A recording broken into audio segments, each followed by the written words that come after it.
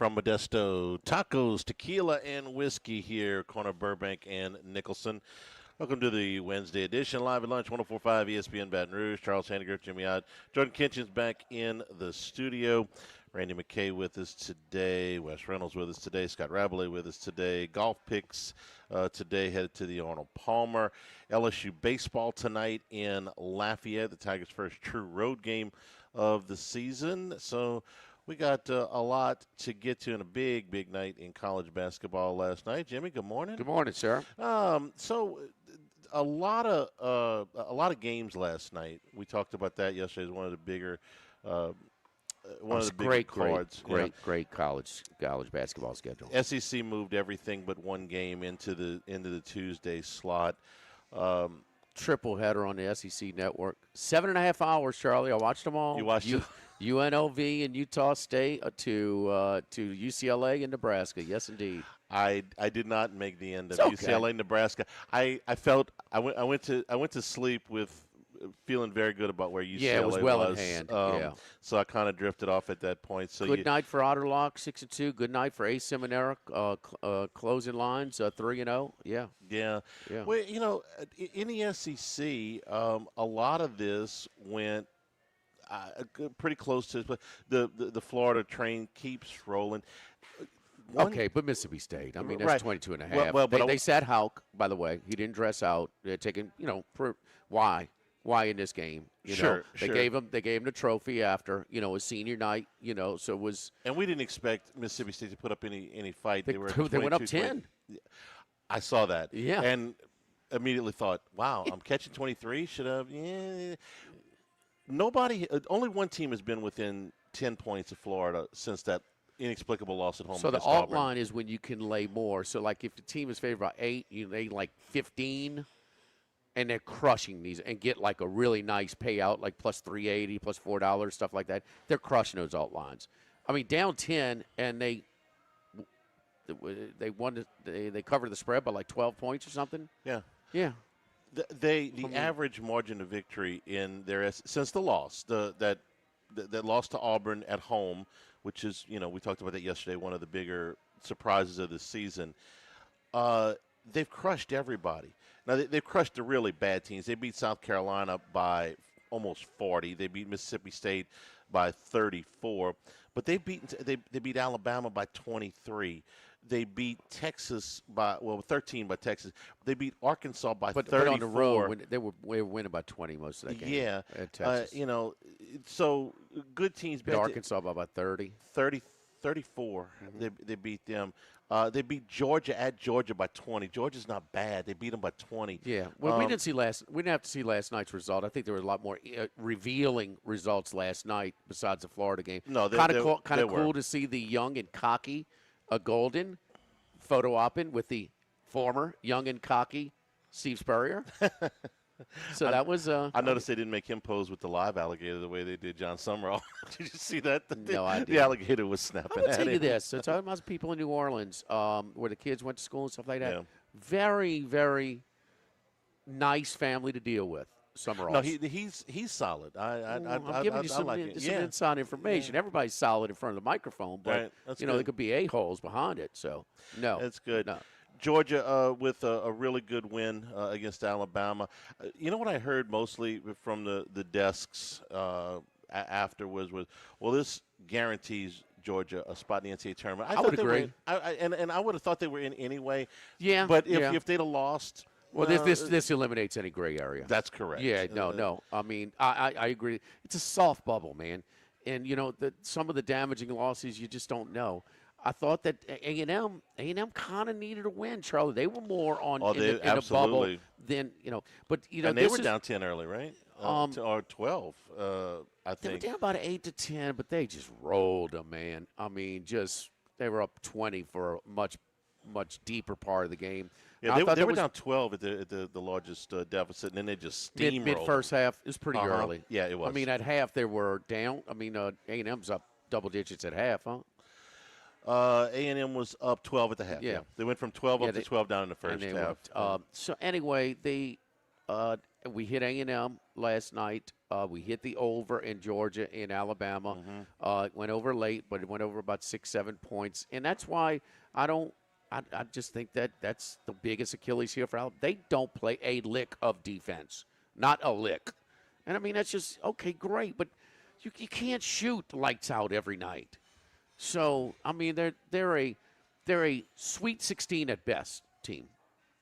Sorry. I mean, people trying to make a case, for them being the next best team. I think Arkansas is more capable, is what I'm saying. And I think Tennessee. Now, Ament was hurt last game. He did not dress last night, and they took care of business on the road against South Carolina. And you kind of like how, but they gave up too many points. I mean, I don't know, man. I think it's one candidate to get to the Final Four, maybe even Elite Eight in the SEC. Anybody else is going to need some breaks. And nobody else is expected at this point. Right now, Alabama, Tennessee, Vanderbilt, Arkansas, they're all on that cusp of a protected seed. They're all on that 4-5 line. And Who's that? Vanderbilt, Alabama, Tennessee, and Arkansas. Well, Vandy escaped. They should have That lost was last night. Should have got lost. to watch I that know game. you I had didn't get to see it. well, I got the plus. I mean, Max has got me fixed up. Oh, no, so. I got it. I just was watching something else. I'm sorry, Charlie. I'm proud of myself for actually being able to still hook up the plus. Okay. Yeah, okay. All right. So all right. on the main TVs in my media room. So I mean, I just so I watched a lot of it. There was such an avalanche of money on handle on Vanderbilt that I said, man, I got to take a shot with 7.5 at home. I mean, I didn't really like the game, but I took it. But really poor job of officiating. Not based on somebody got screwed or something. It wasn't so much. It was just they were allowing reviews from previous possessions. Not like, okay, here's the call, let's review it. Before. I didn't even know you could do that. I mean, they're going back 2 and 3 possessions, man. They were backing up the broadcast so much that Alabama and Georgia ended up on ESPN News for a minute. You know who was doing a game on Plus last night? It was Kermit. Okay. And Kermit is the most patient guy in the world. And he's like, man, what is going on? Right. It was really poorly done. It was a backlog there for a while. Most damaging loss in the league last night got to be Missouri. And they're the ultimate, I think, bubble team, Jimmy, because they've got a winning record in the league. They're 10-7 in the league. There's some decent wins on that schedule, but they dropped a game to Oklahoma last night. They fall 6 in the net. I mean, for this time of year, 59. And that is way that's way outside of bubble. Ordinary for the net. Right. No. Well, they use the net. They lean on it heavily. I mean, but they've got that win against. They've got wins against Florida, Vanderbilt, Tennessee, and Georgia. Now they're all at home, plus that win at Rupp, which is helping. So there's some, and they also won at A&M. So there's some quality wins on that schedule, but man, a 58 net, that's a haul, man, for an at-large. 2019, I mean, you got to go back that far. St. John's got in with a 73. 2021, Wichita State got in with a 72. I mean, it's you're really pushing it. You're really pushing it. And look, they've been out of contention. Oklahoma's now won 3 straight games, all by double digits. I liked them in that spot, the revenge spot. That was as bad as one. Their losses in Porter Moser might not survive, but they could if they win half of these brutal losses, they're probably in.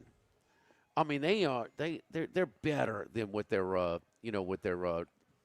overall resume is, but that's probably the most tough luck team in all of college basketball. But they are playing. That's 3 straight wins by double digits. They're killing some other teams.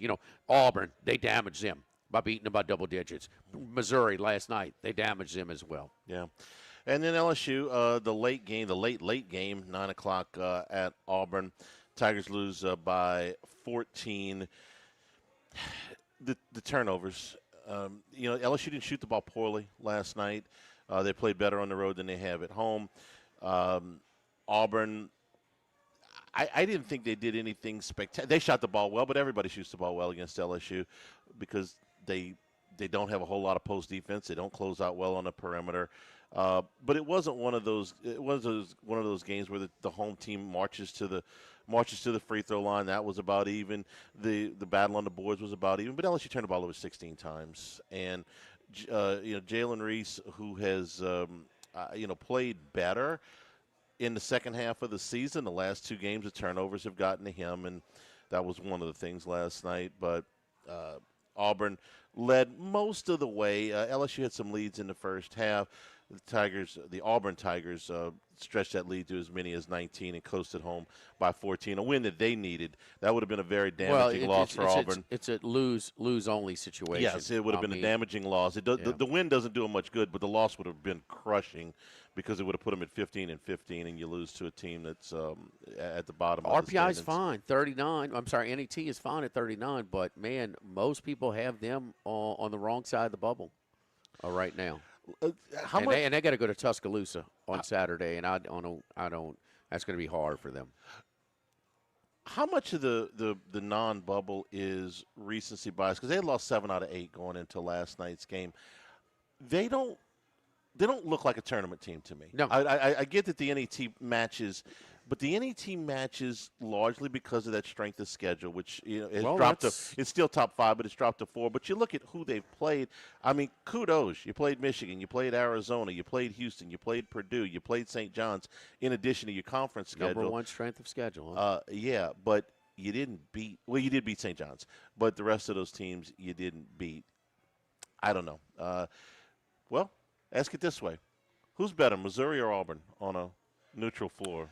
I think right now, Missouri. I think earlier I would have taken Auburn, if that makes sense. I mean, teams' level of play will vary over the course of the season. I mean, and it's right now, like for instance, Oklahoma's better right now. They're a pretty good team. Texas A&M, were they better in the first half of the season or second half? Of course, the first half. So I mean, but they're very close. Very close. Yeah, I would say on a neutral, they'd be pick them. And there's 20 NET spots between them. There's not that kind of gap between them. And because of the strength of schedule, and that's it. Yeah. What is Missouri's strength of schedule? Missouri's strength of schedule is 89. Yeah. For an SEC 89 program, that is really low. Yeah. Is that the lowest in the SEC?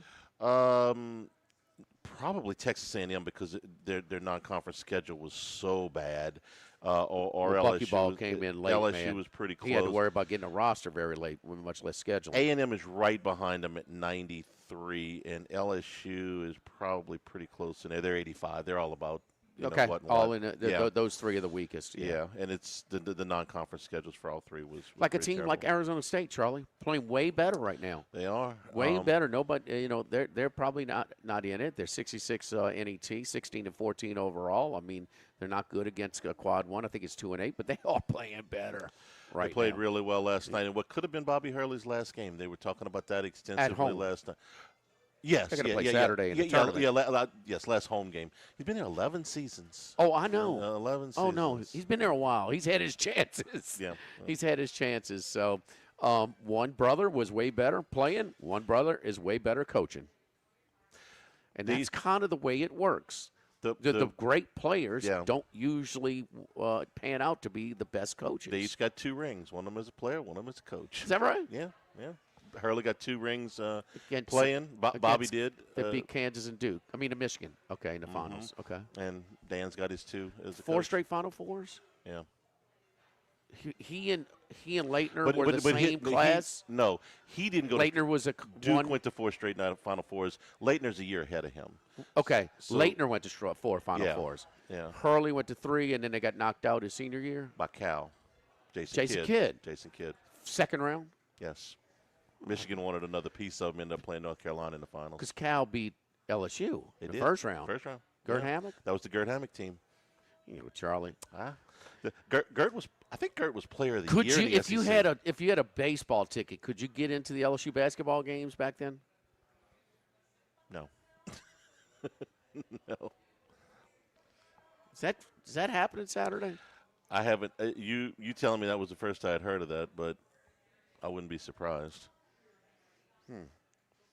We still evaluate whether they try hard. Nope. They're tied for last, right? They are tied for last with South Carolina. Again. Yes. Were they last or South Carolina was last? They were 15th last year. My bad. 15th last 15th, year. Yeah.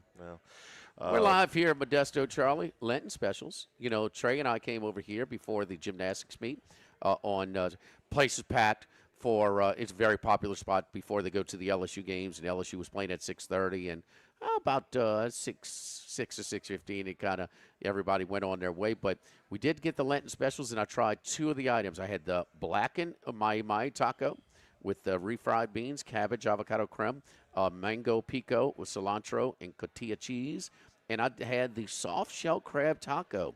Boy, that was my favorite. That sounds really good. That was my favorite. The green mango slices, tahini, guacamole sauce, and the mango pico. They also do a crispy crawfish taco for Lent, Louisiana crawfish, cilantro, lime, cabbage slaw with the creme de arbol, and the flounder ceviche. I'm going to try that today. Local flounder, lime, orange, jalapeno, red onion, pico de gallo, avocado, and totopos. So, and the torta, which is a sandwich, with our own Talia bread over here at Modesto, and it's a Mexican po' boy is what we refer to it as. And I think that's good. House-made Talera bread, spiced mayo, grilled onions, tomato, oxygen cheese, guacamole, pickled jalapeno, and cabbage slaw. So, man, soft shell crab torta. I'm a sucker for soft shell crab. Me too, man. Man. When it's done right, But it was a little fantastic. buster crab and a whole one, too. For a little taco, $7, man. Can't beat it. Well, that's lunch as soon as we're done with this show. Live at Modesto, live at lunch, 104.5 ESPN Baton Rouge. Live at lunch. The Live at Lunch with Ott and Annie Restaurant Club. Sammy's Grill on Highland Road. A hometown favorite for tailgating and watching LSU games since 1988. Snow seafood and steak for over 50 years on Airline, Highway, and Highway 74 in Gonzales. Dozy Place for hand-cut steaks on Government Street and Mid-City. Louis Cafe, a Baton Rouge landmark since 1941. Just outside the north gates of LSU. Fin Bomb, sushi, burrito, poke, ramen, and Burbank and Lee. The Pierreport Store, and now the Thibodeau Store, your local experts in construction supplies. You know they can handle your contractor supplies for all jobs, big and small. The extensive selection of plumbing, electrical, and hardware supplies are endless, and they can even deliver it to your job site. You need lumber? No problem. Available for pickup and delivery from Pierreport. Top-notch tools and expert advice, it's local service. From the Thibodeau Store, 900 St. Patrick Highway in Thibodeau, and online at thibodeaustore.com. 1950 Phil's Oyster Bar started on Government Street when Gus Piazza took over in the 70s, and now his son Anthony has taken it to another level at the current location in South Downs. It's always been a Baton Rouge landmark. Seafood, oysters, po' boys, burgers, and more, all served up in an atmosphere full of sports nostalgia and tons of TVs to catch all the games. Seafood gumbo, crawfish cheesecake, or my favorite, the meatball quesadilla to start. Check out dinner and bar specials at philsoysterbar.com. You know we bleed purple and gold at Phil's Oyster Bar in the South Downs Shopping Center. Since the 1930s, Supreme Rice has delighted their customers for all of your favorite South Louisiana dishes. Whether you like the brown, long grain, medium grain, jasmine, or the new parboiled rice, Supreme Rice makes your favorite dishes even better. They even have a healthy low-glycemic rice, a great option for diabetics and those who have high insulin resistance. Supreme Rice is proud to be part of the Climate Smart program, which promotes water conservation and reduces methane emissions so future generations of Louisiana farmers can enjoy the same benefits. For more information and great recipes, find them online at supremerice.com. Brandon Holly here. Did you know Relief Windows is the window, door, hardy plank, and vinyl siding and interior shutter headquarters of the Gulf South? That's right. For nearly 20 years, we have provided you with a lifetime guarantee. Relief from the heat, cold, storms, and sun. So go where thousands have gone to upgrade the exterior and the interior of their homes. I don't see it, but there's ReliefWindows.com. a vast amount of stuff on here that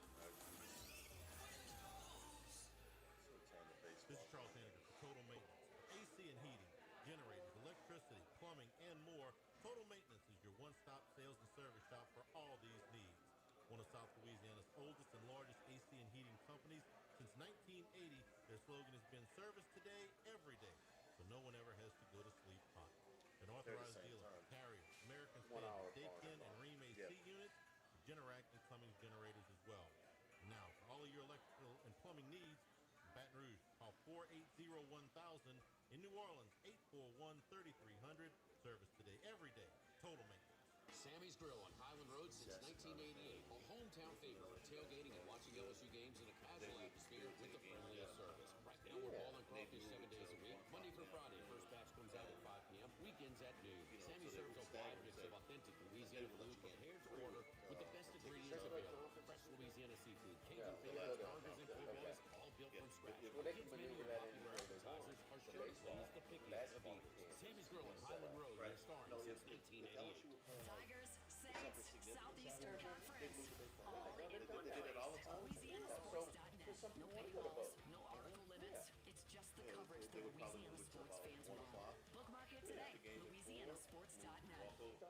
And after further review with Matt Moscona, weekday afternoons at 3 on 104.5 ESPN, Baton Rouge.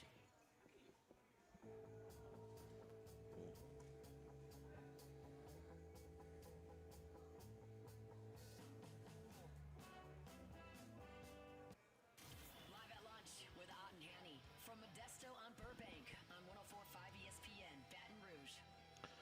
Remember, the show is always available on demand, 1045ESPN.com, LouisianaSports.net, and new Handycast Up baseball podcast on YouTube. It's all brought to you by Supreme Rice, celebrating their 90th year in business here in 2026 down in Southwest Louisiana, supporting our Louisiana farmers. For more information, go to supremerice.com.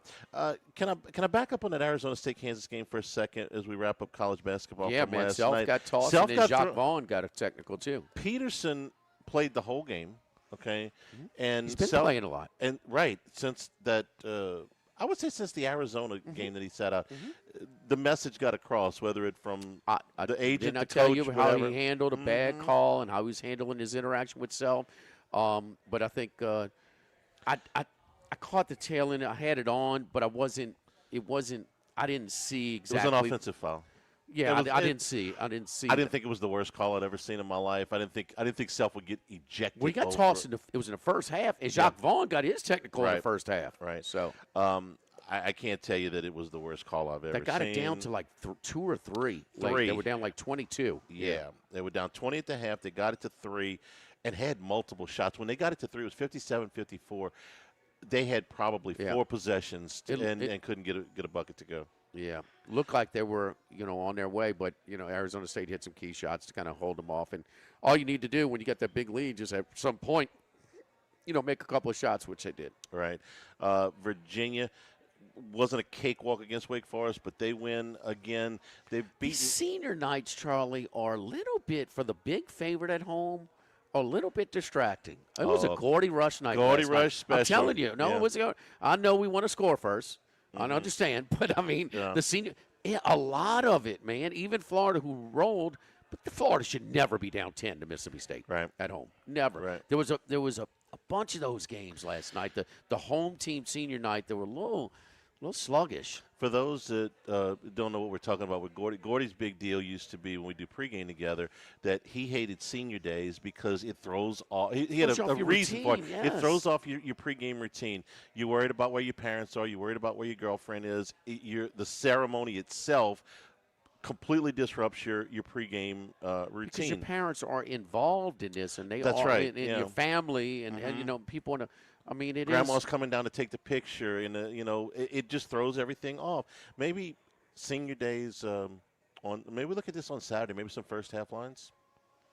Yeah, I mean, that's the way it played out last night. It doesn't always. You know it how doesn't that goes. always work. If we don't show up for the wedding, don't show up for the divorce. Yeah, So, I mean, but there was a few of them last night. So I'm trying to think. But Texas Tech, they finally caught up with them. There's the run over now without Toppin. It took them 4 games to show them. They won their first 3 and really quality wins, but TCU goes into Lubbock, a tough place, and wins by 8 easily. Virginia was kind of a distraction. St. John's was distracted. Man, they had to fight back to win Against 3 against Georgetown. Miami 30 and 30. I was gonna say because that was their senior night, and they never trailed, but they never shook them either. Toledo was right there the whole way, but they did not. It was a 2-point game, but they never had the ball. Toledo never had the ball. They did. They're down 2 there at the last possession. with 1 second. No. 1 They had it came down to one. No, with 15 seconds, Charlie. When they knocked the ball out of bounds. They had a full possession. That was during their possession. Okay. Yes. Then, No. But they didn't get a shot off. No, they did not get a shot off. Didn't get a shot off. Okay, no, that's did what not I'm thinking. But they had a full possession. Yeah. I mean, they could go for the win. I mean, it's the most one possession wins for an undefeated team ever. How many? They're not that great. No, they're not that great, They're but not. they keep winning. They're in. Okay, I mean, it's in all the conversation, just a little build-up, which is fine. Got to tell you one thing they do. They can score it, bro. They can score, but they give up a lot of easy baskets. It was a 7.5-point spread. You wondered, like, man, we talked about what's name was 10-6 in MAC play. So they were, and it was just a hard game for them, a very hard game. You get the feeling that they are starting to feel a little bit of the light now. That more people are like, wait a minute, now we're in the March. About a month now. Well, I was thinking more in the last week. No, a month. They've when you get 20-0, that's 10 games ago. That's 10 games ago. They're 20-0. But up until the last week, they were still winning games by double digits. Oh, well, they had a few. They did. And before that, they went in. They're pulling games out their hat. They had to hit a couple of games where they had to hit prayer threes just to send it into overtime. So they went overtime, but went by 2, like 3 games in a row. And that was about 3 or 4 weeks ago. So they're just not – I mean, when they play the stronger teams, they struggle. When they play the weaker teams in the MAC, they're rolling. So, and then they go in last week against Western Michigan. The coach throws a fit. You know, the berating all the officials, damaging the thing, damaging the equipment. Chuck got his. He's got his. He's gonna get his money back. He's got his equipment. He's gonna be get fine. His equipment. The pressure now of it. You know what I think is going to happen with Miami of Ohio, and I did watch a little bit of this. Probably they're going to get in. They're going to get beat in the first round, probably. Well, they're going. And I want them to get a 10 or 11 seed, and they're going to be underdog. Yeah, and they're going to get beat. And like about a 6-7 point underdog as well. And I know, knowing that a full 2 weeks in advance of the NCAA tournament, I still want them to get in. I think if you win, I don't care what league you play in, if you win them all, they're going to get in. You should get in. They're going to get in. Okay. Well, don't lose on Saturday to Ohio and then lose next week. Well, you see the line on that game? I did not. They're at home.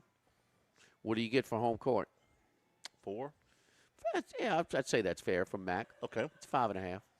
Okay. So they're undefeated. You can bump it up. So basically, they're telling you pretty much it's a pick'em game on neutral, and they've had a lot of those. But it was cool. They did the trophy. They had the MAC championship. The coach. No, that's a hell of an accomplishment. So you said some of the. You forgot. You were going through some of the undefeated regular seasons. The Kentucky when they lost to Frank the Tank. Wisconsin when Duke beat Wisconsin in the finals. We talked about, of course, 76 Indiana. But what other one did you bring up? Indiana's the last team to finish. That was 76 to finish the season undefeated. There were 5 of them. I think it was 5 or 6. It was Kentucky. It was Wichita State in 2013. It was St. Joe's in 2004. The Kentucky team, as you talked about, UNLV when they lost in the finals, and Gonzaga when they lost in the finals. To Baylor. They were 39. Remember one in 1979? Undefeated in the regular season? I do not. It was the game that lifted the sport of college basketball. Indiana State was undefeated. 33-1 they finished that year. Okay. Yeah. I didn't have a that guy one. named Larry Bird. You ever heard him? What happened to him? Did he go pro? He was a coach for the Pacers for a little bit. Okay, a bad back. It did some commentary work. Yeah, no, you're right. I had omitted that one. Yeah, it's like 6 teams that have gone undefeated in the regular season since Indiana ran the table. Sycamores, baby. So that's where Larry Nerd came from, right? Now he's at St. Louis. Didn't they start in Indiana State? Yeah, he didn't start Indiana State, but he was there for 3 years. Him and a coach, right? Okay. Yeah, he was there for. So they were at Indiana State last year.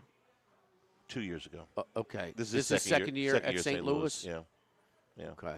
Before that, he was at that college that he was at forever as a Division II. They crushed it. And he went to Indiana State for 3 years. Been in St. Louis for 2. What do you mean Division II? Who are you talking about? Avila? Lincoln College. No, the shirts. The coach. The coach. Yeah. Okay. Yeah. He was there. Okay. Remember they played that game? What? Indiana State and Michigan State. Where was the championship game that year? You got me on that one. I remember watching We went it. there together. I remember We went to that building together. Salt Lake City? Yeah. Is that right? The Huntsman Center. Okay. That's where You know, in Salt Lake City, Dayton, and Omaha, well, they just support them so much. You know, when the Superdome, they got like, 1,000 people in the games when they had the first round. You imagine playing the NCAA finals in Salt Lake City in an on-campus arena these days? The stadiums, and that's unfortunate because there's so many bad seats. Yeah. There's some really bad seats in these stadiums, but it's their biggest moneymaker. Remember the last one to be played in a basketball arena? Rupp? No, it was actually after that. Rupp was one, but Georgetown and Nova was Rupp. yeah, McNichols Arena, 87, Danny and the Miracles. Oh, in Denver. In Denver, yeah. Against Oklahoma. Mm-hmm. 85, 6? 88, I think. 88? Oh, yeah, geez, 87, you're right. 88 season. Late college. Don't forget our friends at Legacy Title. Ashley Donald, Adrian Galata, Michael Platt, Mariana Haynes, Natalie and Bradford Smith, our great team at Legacy Title. Long-standing staff, which is executes your deals seamlessly. It's easy to deal with. They are a veteran crew dealing with it. Hey, you buying, building, or refinancing, nobody chooses your title company but you. Call my friends at Legacy Title. Chad Reynolds, Legacy Title, 296-0060. Live at Modesto, live at lunch, 104.5 ESPN Baton Rouge. Live at lunch. The Grand Bayou Casino, conveniently located off I-10 at exit 139 in Gross Tech, offers the latest video poker machines 24 hours a day, 7 days a week. Got a great staff at the Grand Bayou Casino. Our inviting staff will greet you with complimentary coffee and sodas as you enjoy listening to the curated tunes in our comfortable seating. Make the trip to Grand Bayou Casino, where players are welcome. The Grand Bayou Casino, I-10 at the Gross Tech exit. If you or someone you know has a gambling problem, call 1-877-770-STOP. The Grand Bayou Casino. Have you been arrested or even issued a traffic ticket? Everyone makes mistakes. Hi, I'm Dana Brown from the Law Office. Was actually UNLV and Duke. It was 90 at McNichols. Yeah.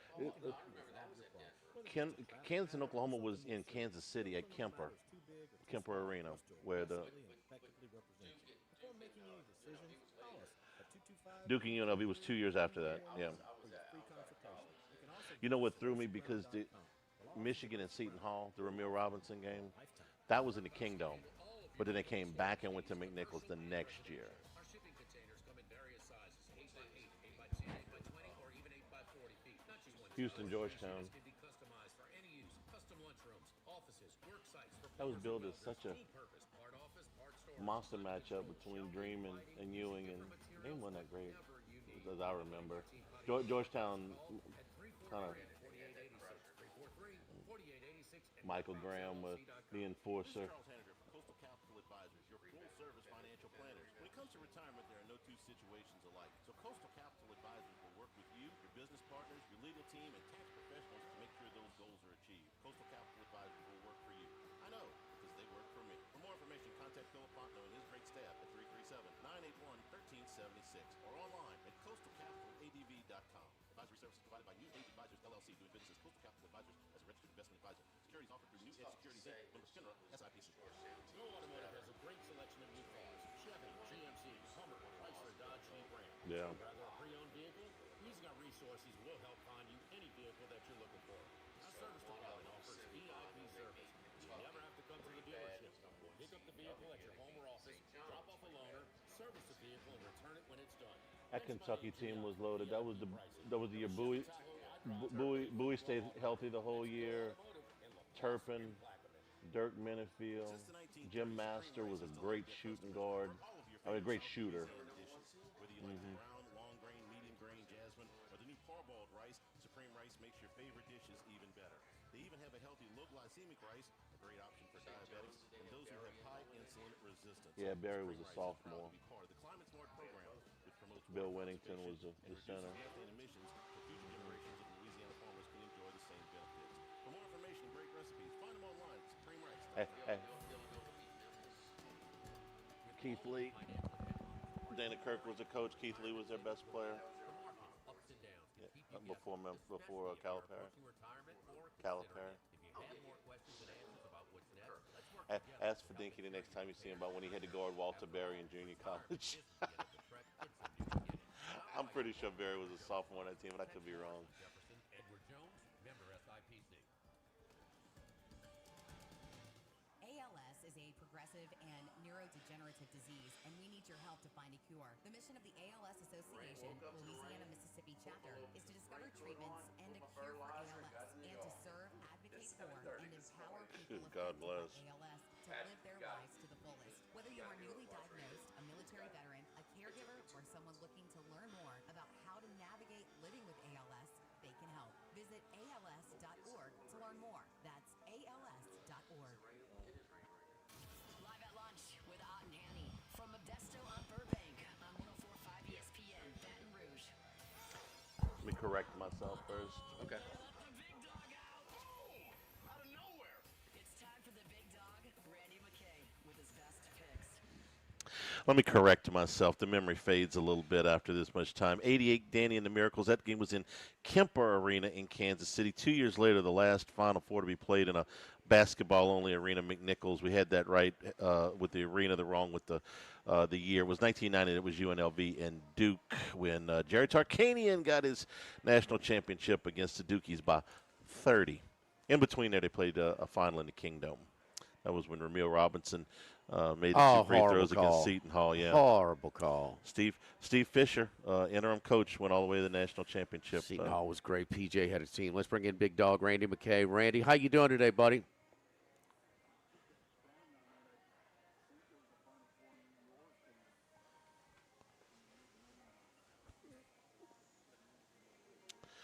Oh, you know what?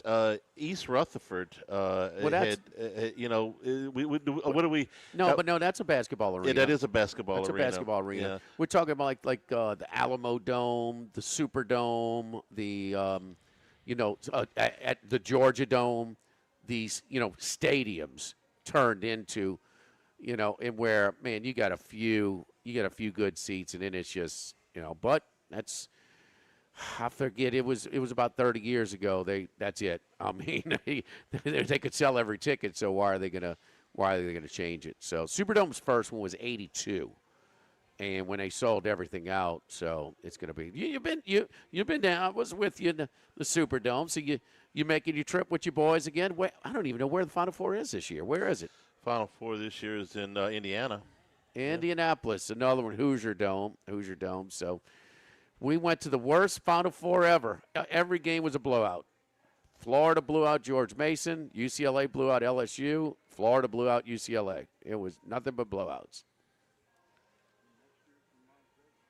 Is that right? T-Mobile, I guess. There you go. Yeah. This year it's in Indy. Next year it's in Ford Field, and then it's in Vegas in 2028. Yeah. Ford Field.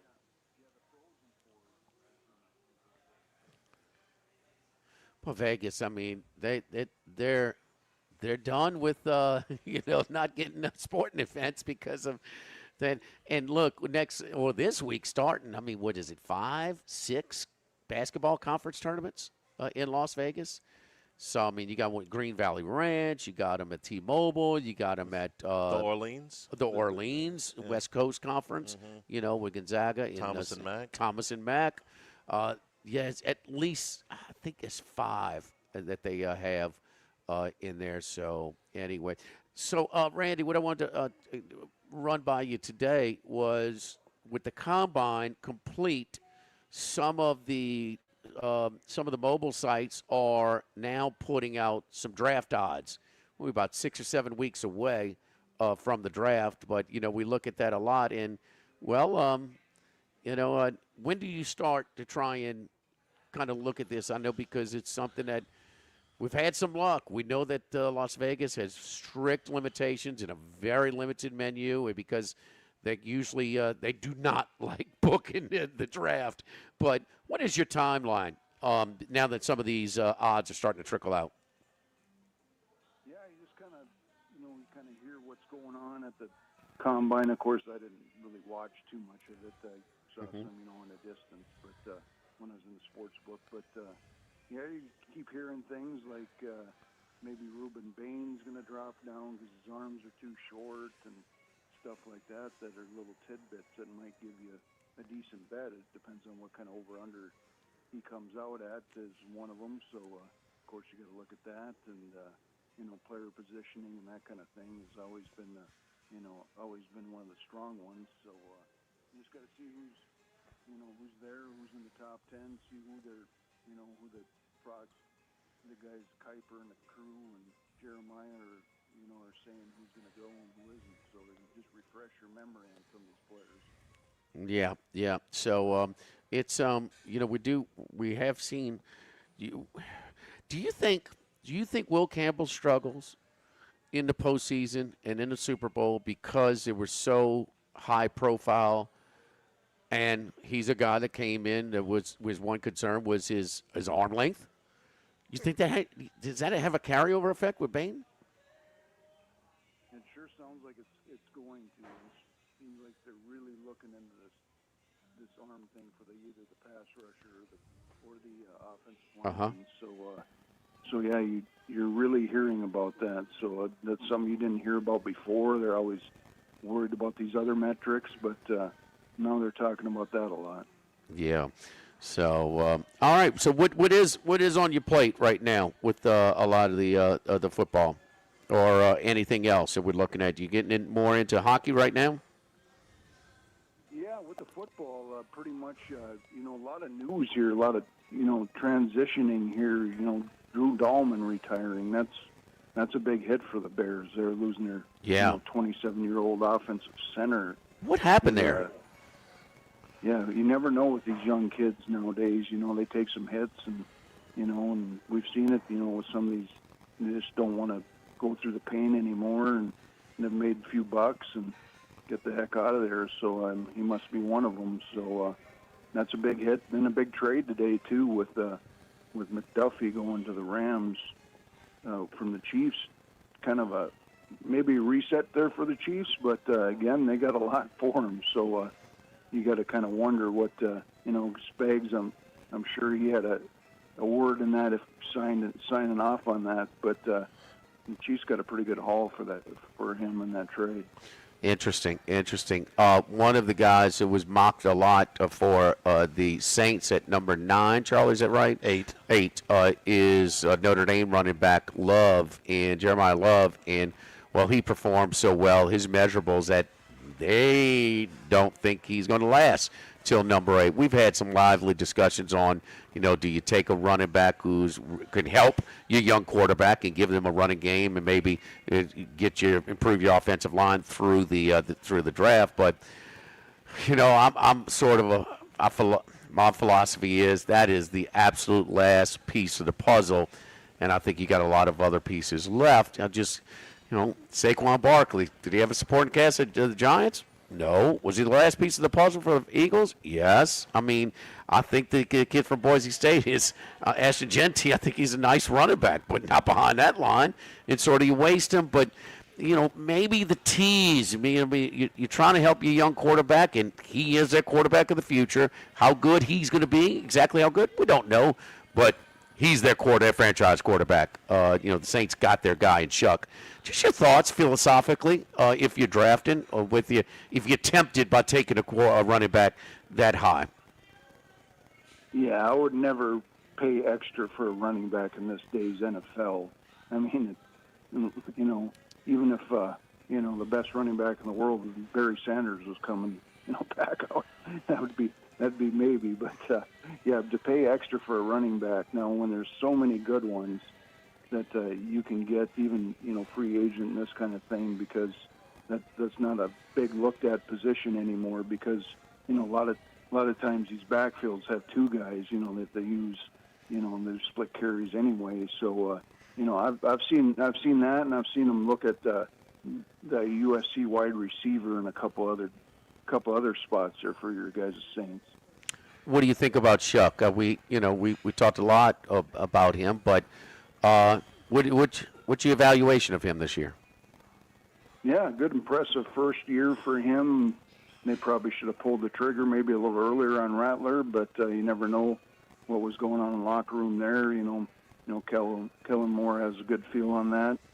Good first year for him as a coach as well. So that's a good sign for the Saints. You're a little worried about them first-year coaches, what you're going to get. And, it was a pretty impressive first year for most of the coaches out there. Of course, we knew Aaron Glenn wasn't going to be that much of a coach, but the rest of them all were pretty strong. Black and gold Super Bowl. I mean, don't get in our way, Randy. I mean, we are scheduling a parade, the victory parade now. See, we want to make sure you get a reservation, a plane, a flight to come down for the victory celebration. But I mean, anyway, we talked a lot. Did Bryce Young solidify himself at Carolina, or will we have?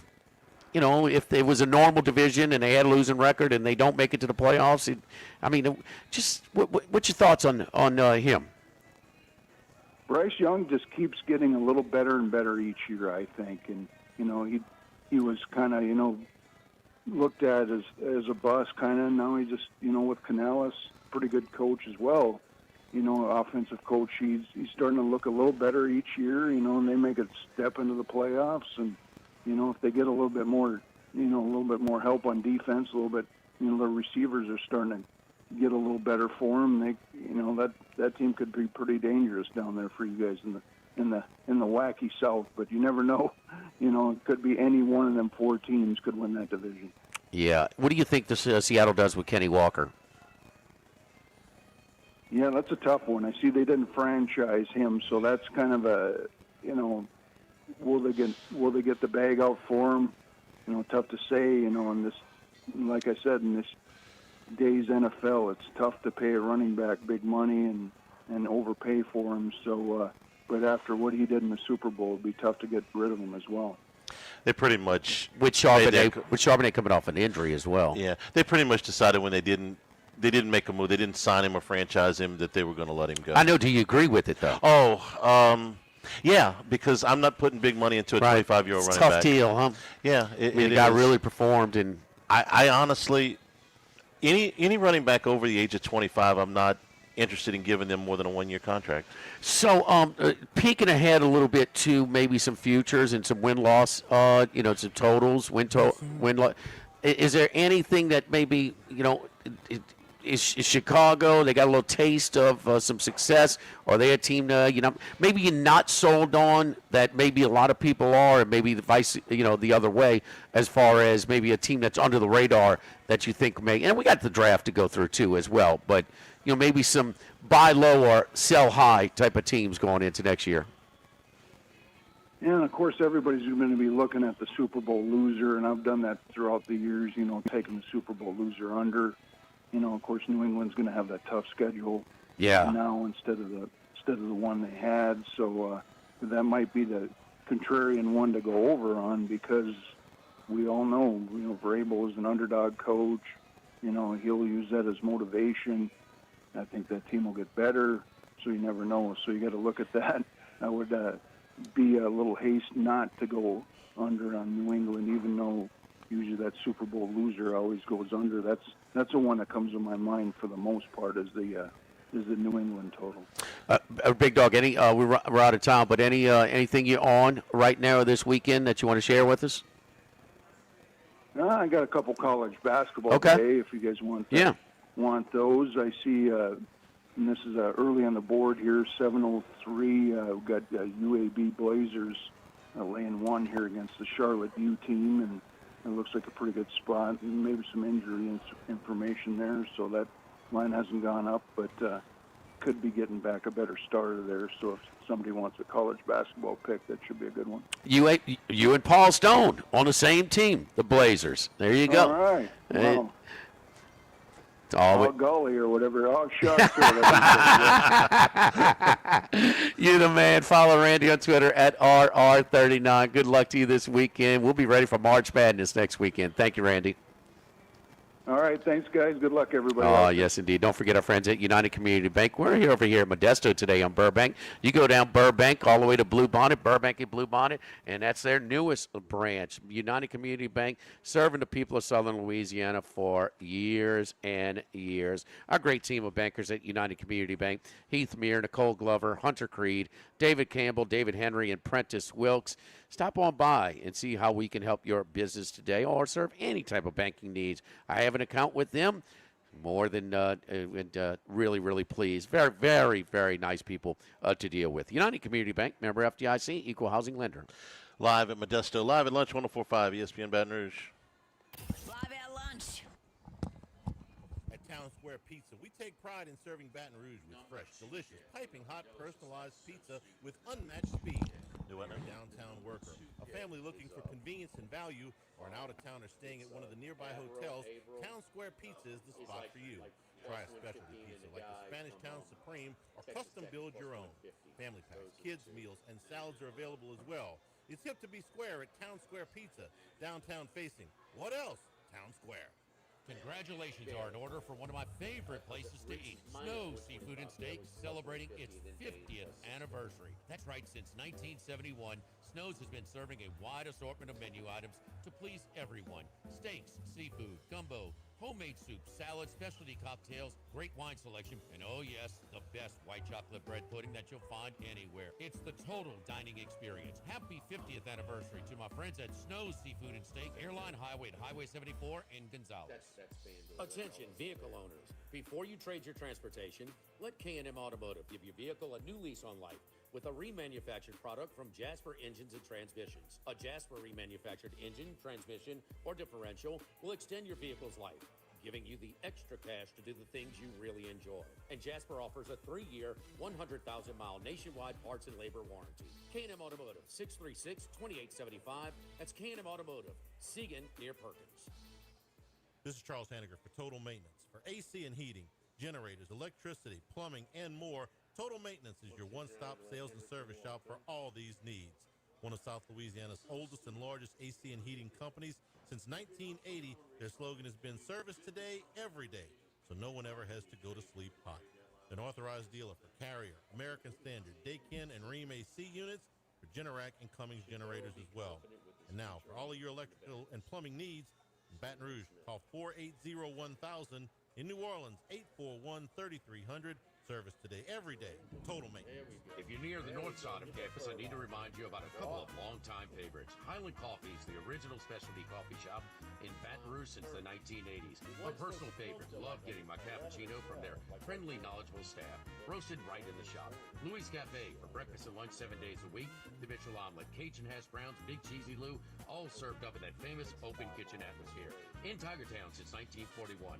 Couple of great spots. Highland Coffees and Louis Cafe, just outside the north gates of LSU. When it comes to celebrating life, there's no better place than Ruffino's. With locations in Baton Rouge and Lafayette, Ruffino's is a steak, seafood, and Italian-inspired restaurant that focuses on the celebration of life, regardless of the occasion. Whether it's the food they serve or the service they provide, their goal is to ensure a remarkable experience for their guests that is always remembered. To view our menu, visit Ruffino'sRestaurant.com. Ruffino's, where Louisiana comes to celebrate life. By now, you know that we do our show every other Tuesday at the Crown Town Room at Dozy Place. The Crown Town Room is ideal for larger groups, or if you just want to watch the game on one of our 3 large TVs. The tamales are the most popular appetizer, but don't forget the seared tuna with the sriracha glaze. For the perfect blend of sweet and spicy, you can't go wrong also with the flash-fried oysters or the shrimp. The porterhouse is the perfect steak to share. Strip on one side, filet on the other, prepared at different temps if you like, bone in to maximize flavor. Dozy Place on Government Street, just off Acadian in the heart of Mid-City. There's more than one way to listen to ESPN Baton Rouge on the radio at 104.5 and 104.9 and 98.1 HD2. Online at 104.5ESPN.com and with the free ESPN Baton Rouge mobile app powered by Bayou Ford. All college football all year long. The Chuck Oliver Show, weeknights at 6 on 104.5 ESPN Baton Rouge.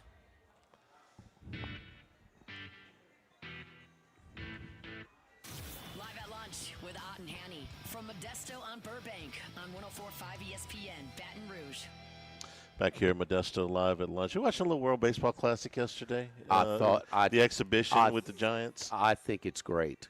I think it's great. God bless his soul, Roscoe. Man, we both really liked it, and I think this thing is bigger and better than ever. I think the hockey team and all the attention that got there has sparked some American pride. You see the roster. Can it be any better? Yeah. I mean, I loved watching the exhibition yesterday. I love listening to Ross from the Cubs in the dugout. It is. These teams are going at the Dominican roster, their lineup. Man, this is some great. The best players in the world competing. Really care. Bregman homered yesterday for the Americans, and Paul Skeens said, "Put me in ink. I'm playing." You got to talk me into nothing. Well, Scooble's got a contract here, so he's got limited access. The rest are all in. Hour number 2, straight ahead, Modesto. We're here to examine things that get better with age, like this bottle of Chateau Lafayette Rothschild, vintage 1877. Age can make things more valuable, like this Picasso from his blue period, 1904. And treasured, like this Roto-Rooter jingle, 1954.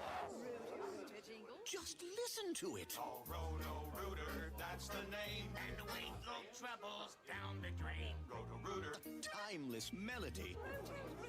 The lithe arrangement. But it's a clog-busting company. Wrong there. Roto-Rooter has grown into more than a clog-busting company. They're North America's largest full-service plumber and drain cleaner. And when you need Roto-Rooter, remembering this jingle can be priceless. Roto-Rooter. For all of your plumbing and drainage solutions, call Roto-Rooter in Baton Rouge at 925-8710. That's 925-8710.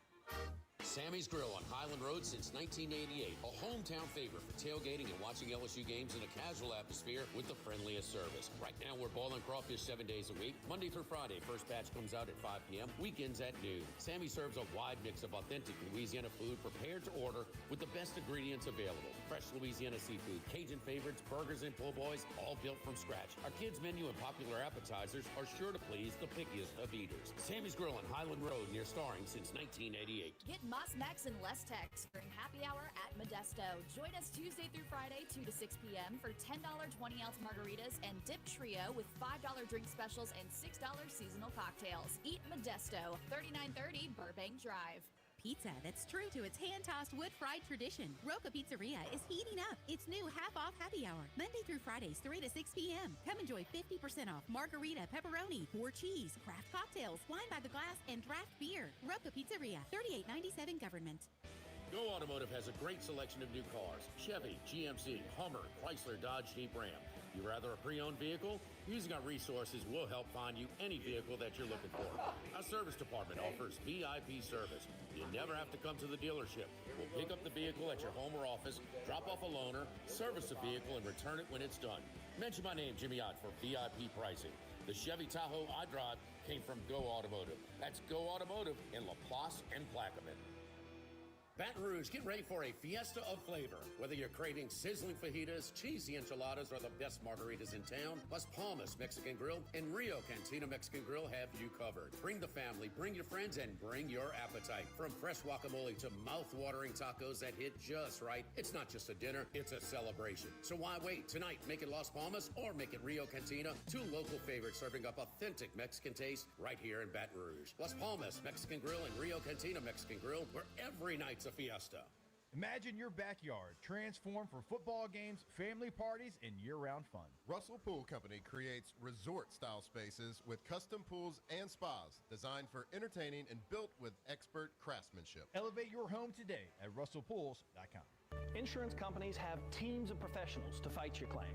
If you want to know what your case is really worth, I'm Spencer Callahan. I'd like to help. Spencer Callahan is the one to see. Call 387-2323. LA filing number 16-7970. Louisiana, you've got a new home for coverage of LSU, the New Orleans Saints, and the Southeastern Conference. LouisianaSports.net. LouisianaSports.net. Feature stories, opinion columns, recruiting updates, in-game reports. And it's all free. No paywalls, no annoying pop-up ads, no recurring subscriptions. Just the content you crave. From the folks that bring you 104.5 ESPN Baton Rouge, it's LouisianaSports.net. WNXX Jackson, KNXX Donaldsonville, and WDGL HD2 Baton Rouge. This hour brought to you by Spencer Callahan Injury Lawyers, LA 21 12681. Offices in Baton Rouge.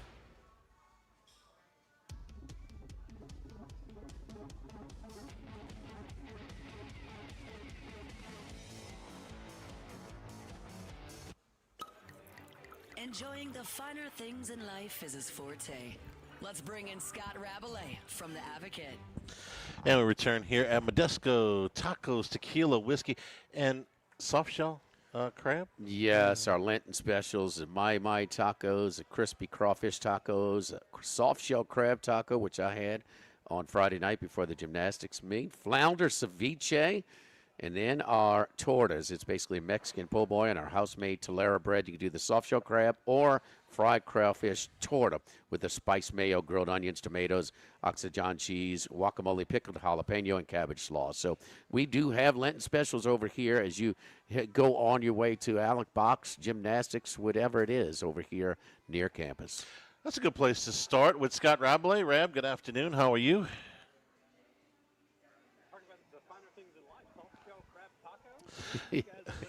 Yes, we're looking forward to that as soon as the show ends today. But I meant gymnastics and Kaylin Chio. We have seen some great gymnasts come through here. This program's produced a lot of them. They've been a national championship program, but she's put up some numbers now that you're the historian where gymnastics is concerned. Scott, where do Chio's number, now that she's the number one gymnast in the country individually, where do her numbers compare with some of the LSU greats? Well, she's got 50 wins now in 24 meets. So she's averaging like 2 individual wins a meet. That's all around vault, bars, beam, floor. And that's already like 12 in school history. She got 6 perfect 10s this year, 7 for her career. That's moving up the charts. And then she already got an NCAA title that she won last year on vault.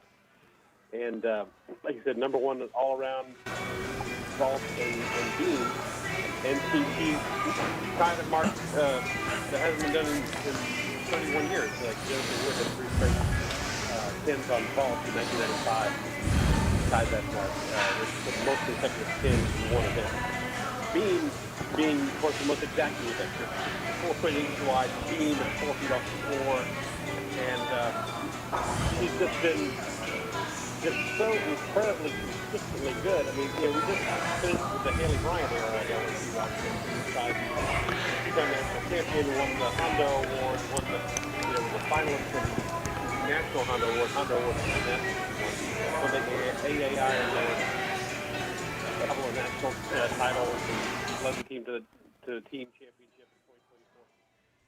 I was like, okay, well, we've seen Haley Bryant. But this young lady, if she stays healthy, that's always the big key in gymnastics.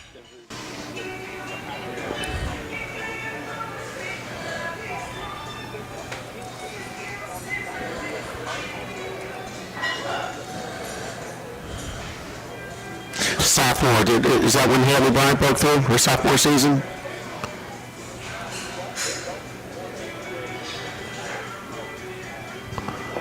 Okay.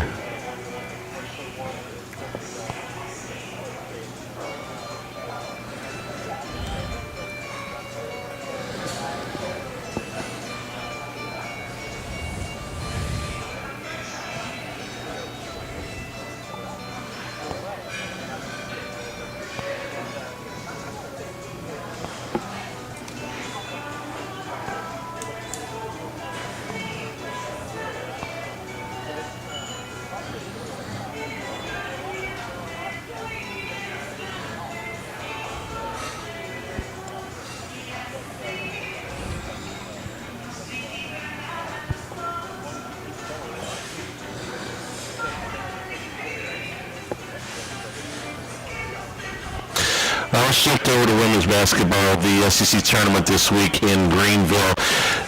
Scott, it's hard for me to put a whole lot into this with LSU's women's basketball team because Kim Mulkey has openly expressed her disdain for this tournament.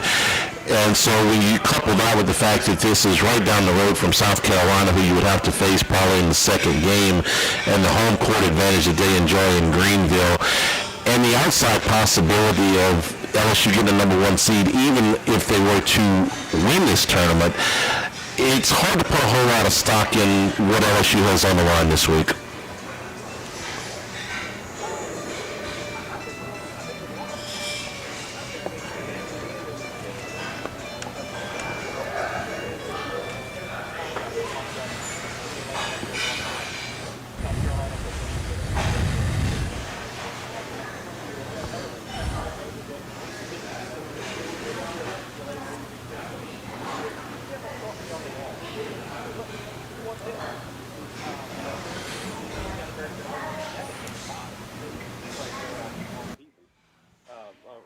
During the SEC season, they got a really good road win.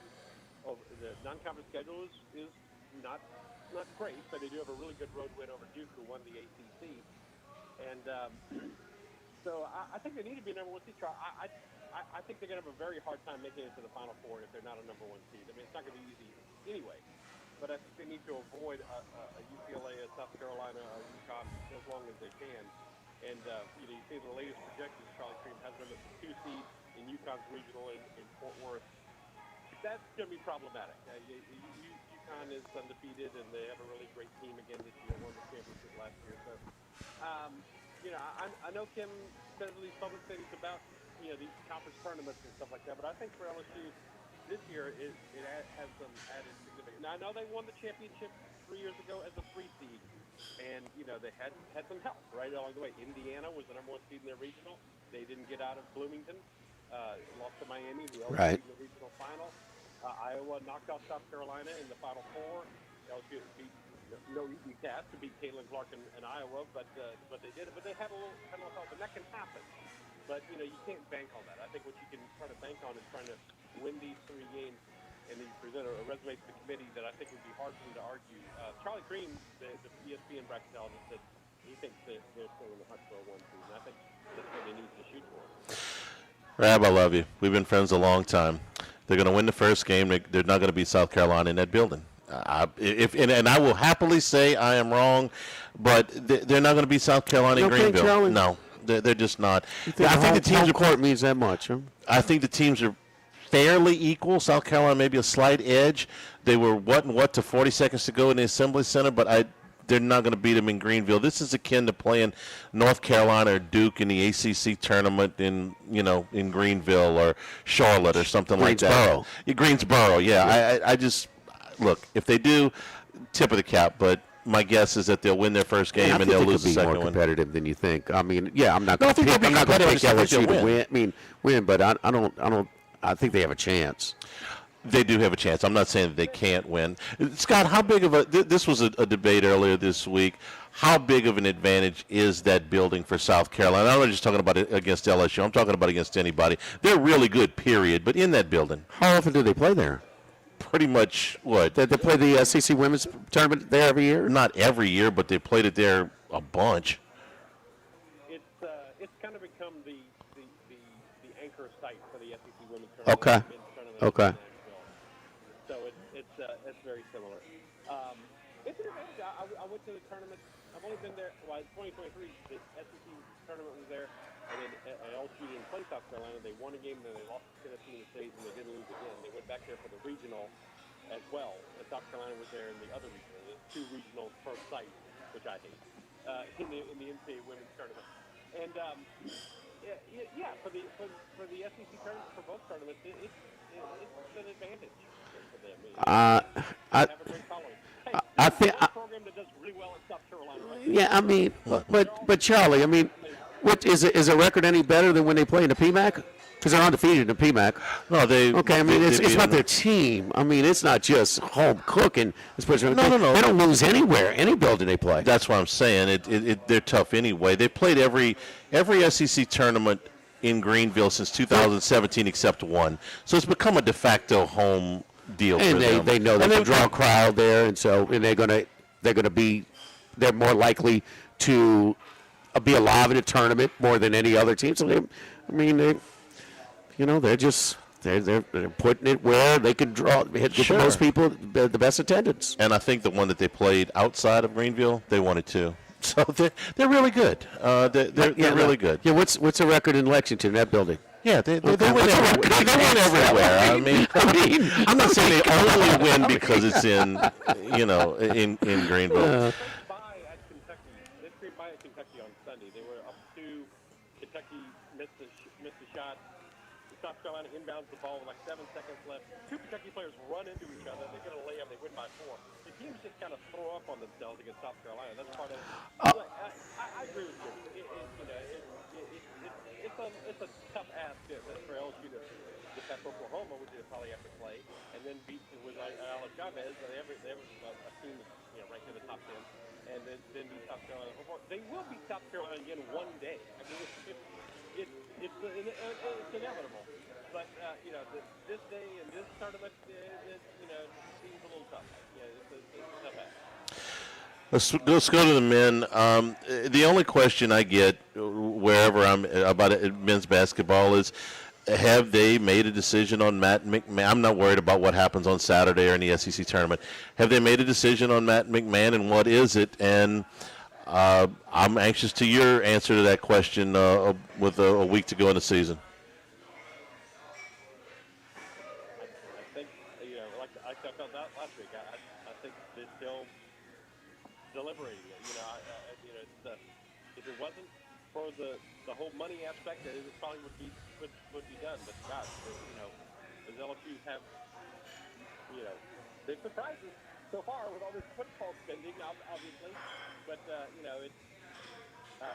don't know. I just still think that there's some thought that they haven't made up their minds just yet. But if you had to maybe pick an outcome, I would say yes, he's going to get fired.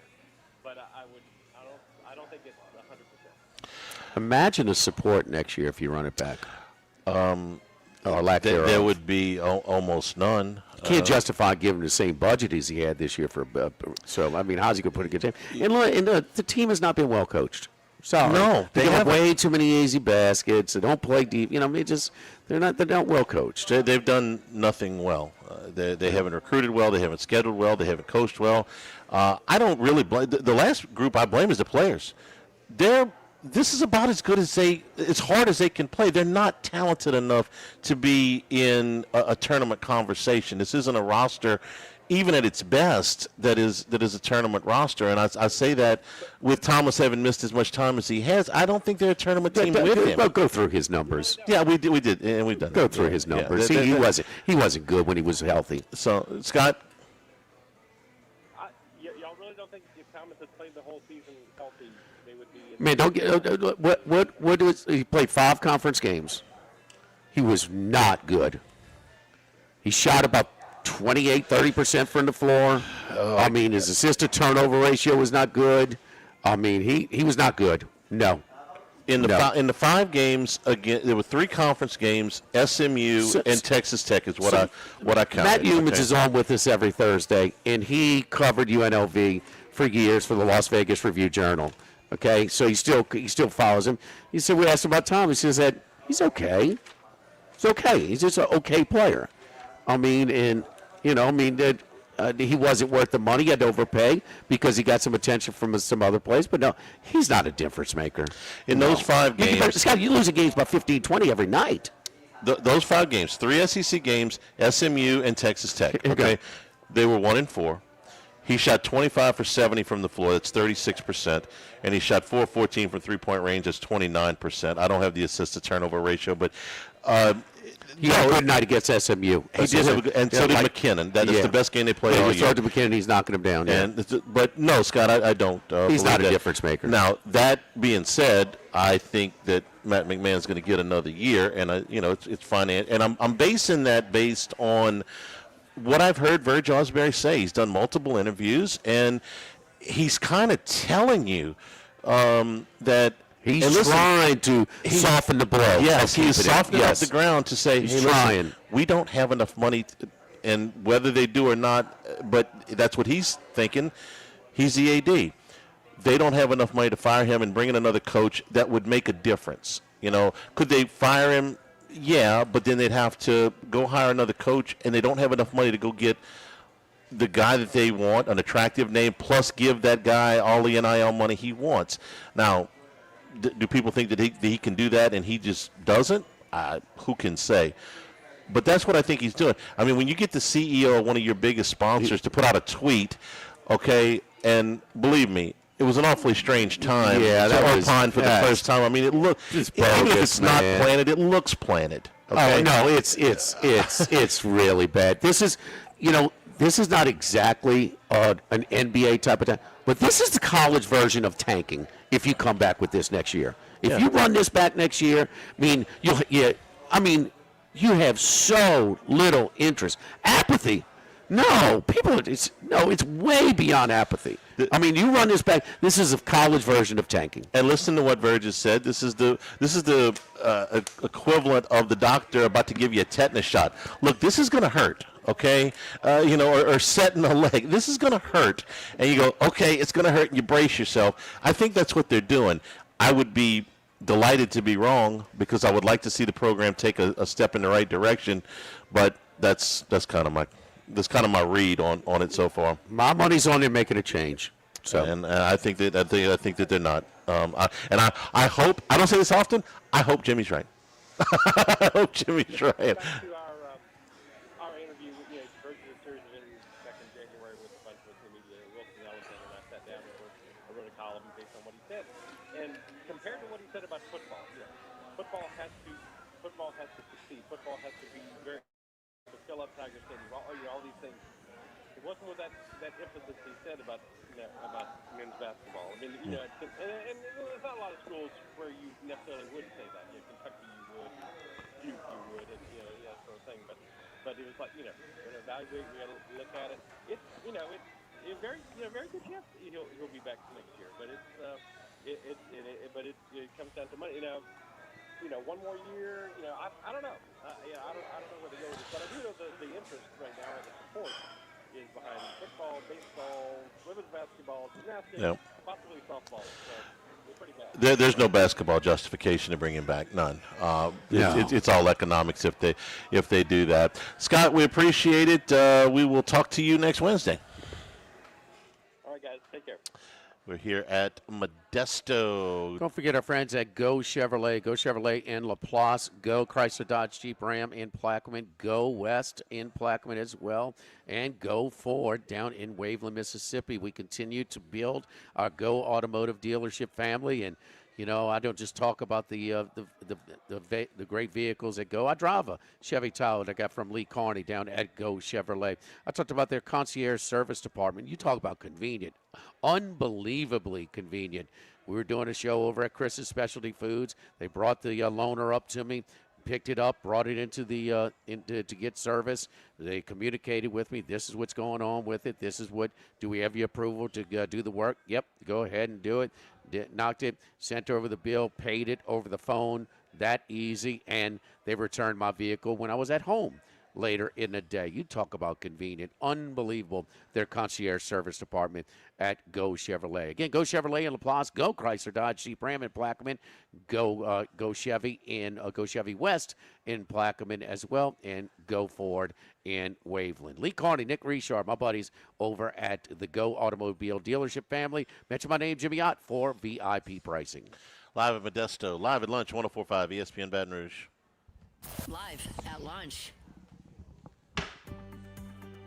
Running a business can be difficult enough without the right relationship with your bank.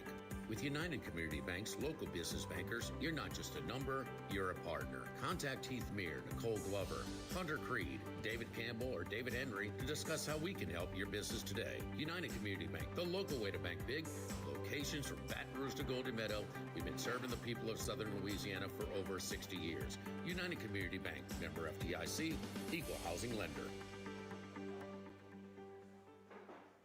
The Pierreport Store, and now the Thibodeau Store, your local experts in construction supplies.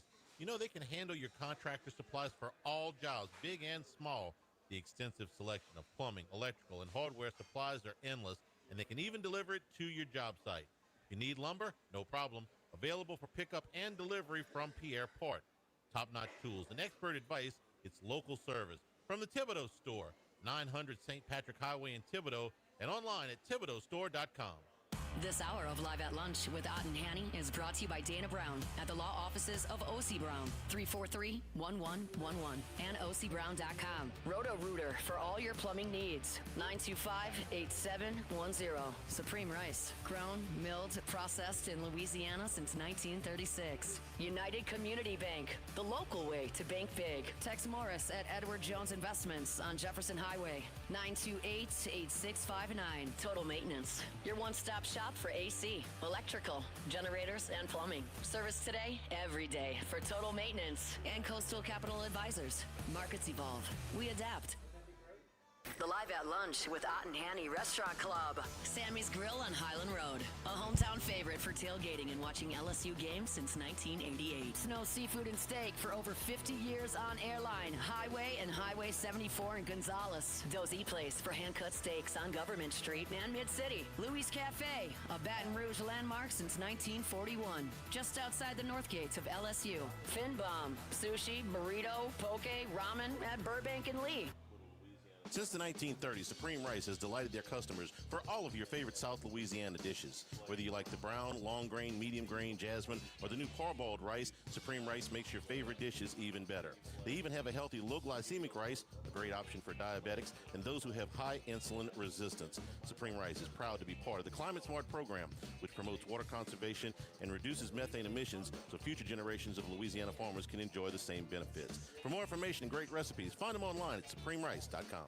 If you're near the north side of campus, I need to remind you about a couple of longtime favorites. Highland Coffee is the original specialty coffee shop in Baton Rouge since the 1980s. My personal favorite, love getting my cappuccino from their friendly, knowledgeable staff, roasted right in the shop.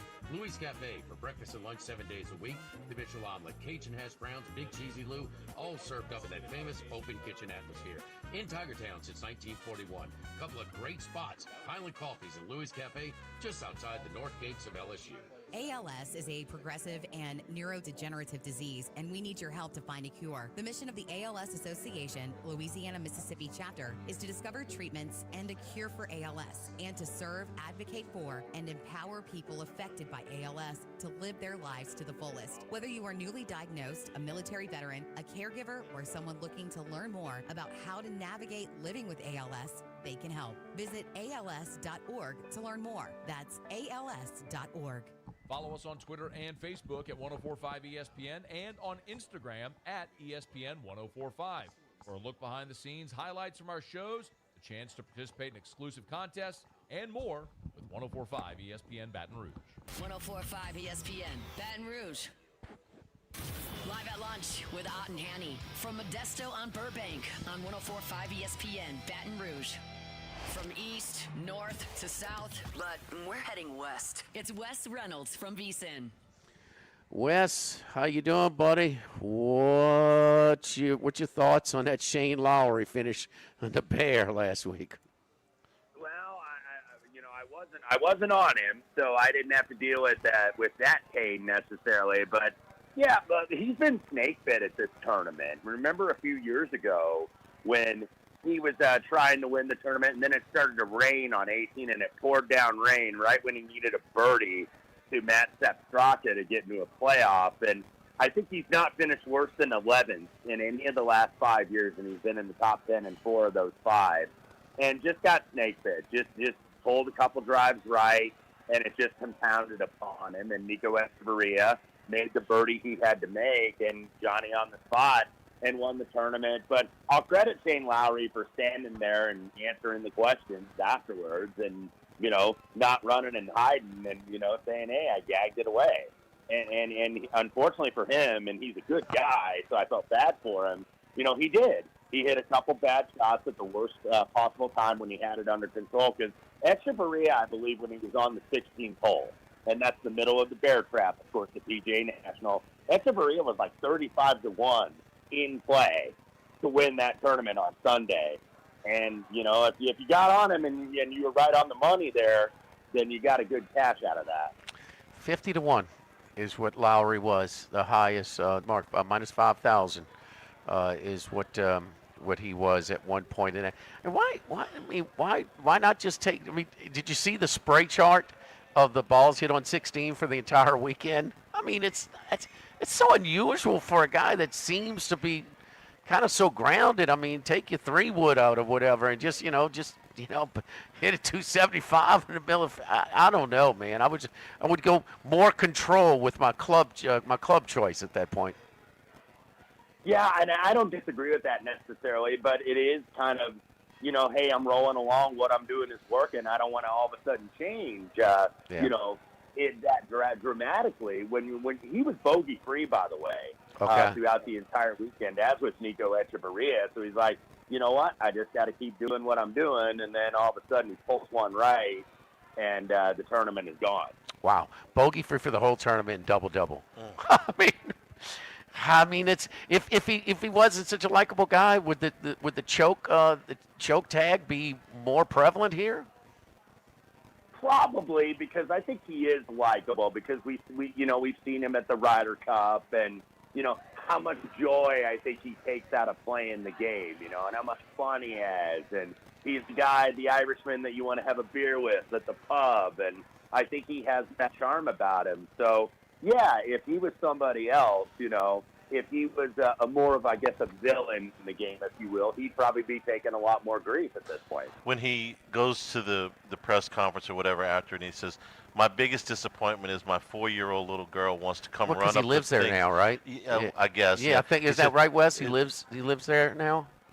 Yeah, he lives in the area. A lot of those guys, of course, live in the Jupiter area, and that's why they were playing the TGL, that Seminole Pro-Am this week. So, yeah, a lot of those guys are in that area. And he says, I was so disappointed because I wanted my little 4-year-old girl to come, my daughter to come and hug me on the 18th green. Okay, all right, you got me. Even after the Zurich, locally, people remember when he and Rory won, and they're doing karaoke to Journey, at the 10th, the 18th green or 17th green tent, things like that. We see him sort of relax and just kind of laughing it up. Just seems, not one that's, throwing tantrums, dusting off in his vehicle because he's upset he blew the tournament. So interesting. Arnold Palmer now this week wins Scotty Scheffler, basically plus 340, 350, obvious here. So first approach, are we going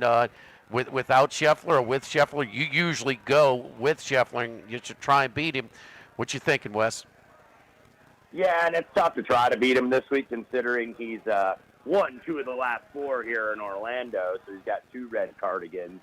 But another guy that's going for a second red cardigan, and you mentioned that classic, of course, Shane Lowry's partner was Rory McIlroy, who I did play at 10-1 this week. I look at what he's doing right now, and I had him at Riviera where he didn't put any pressure on Bridgman. He couldn't make a putt like all weekend until that bomb he makes at 18, where it's like too little too late. But other than that, he struck the ball beautifully. I liked what he did off the tee. He was playing, his usual draw, but he's also hitting those low stingers. Like, he was kind of diversifying his arsenal off the tee. But what's really been his highlight is he's been number 1 in approach this year. He's hitting his irons the best he's done in about 3 years. He's already actually had a winning week because he won his TGL. His team won the TGL on Sunday, and then he won the Seminole Pro member title with his dad on Monday. So maybe he closes out the trifecta this week. And Rory's also, of course, won here before, has always played well. I think, now with his stature of the game, being a career Grand Slam winner, he is very cognizant of the history of the game. So some events that aren't majors mean a little bit more, and I think the Arnold Palmer is one of them. So Rory, I played at 10-1. And then a couple guys about the similar price range in the mid-20s. One being Colin Morikawa, who actually probably should have won this thing last year before Russell Henley tipped in for eagle at 16 and just grabbed the tournament from him. But now Morikawa getting that win at Pebble Beach, because he had that winless drought of a couple of years. But getting that win at Pebble Beach, announced that he and his wife were expecting, so he seems like he's in a better place mentally, because after he kind of had that tournament ripped from him last year, he's getting a little chippy with the media and all that. You could tell that this is starting to wear on him.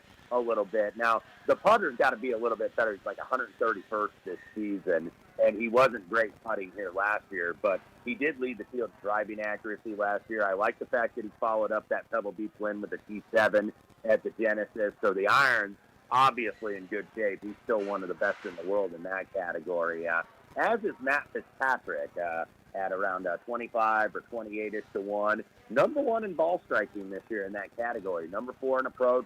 Number 5 in total driving. But putting, which usually is Fitzpatrick's strength, he's 141st right now in putting. And he's ranked inside the top 30, I think, like 6 of the last 7 years on the PGA Tour. So I think a lot of that was the fact that he was on the West Coast and he's on that bumpy POA surface where he's maybe not used to it. Now he's back on the Bermuda in Florida. I would expect those numbers are going to improve dramatically. And then a couple longer shots this week, a guy that's drifted up because his game's kind of been all over the place. Victor Hovland in the mid-40s, and I actually see him at 50 in a couple spots. Remember, he should have won this event like 3 years ago, and then Scheffler got him in the end. And then the following year, he was that 54-hole leader and then stumbled on Sunday, ended up just getting a top 10 finish out of it. And I think just going back to this course, this might be what kind of turns him around a little bit. If you remember last year when he drifted to a really high number at the Southpaw, it's like, oh my God, he gambles. Like he's not doing anything. And then all of a sudden he wins. I think this maybe could be one of those spots for him to turn it around. And then one guy I did have last week that ended up with a pretty solid finish due to a real hot Sunday start. He made 7 birdies in the first 11 holes. Nikolai Højgaard at 60 to 1.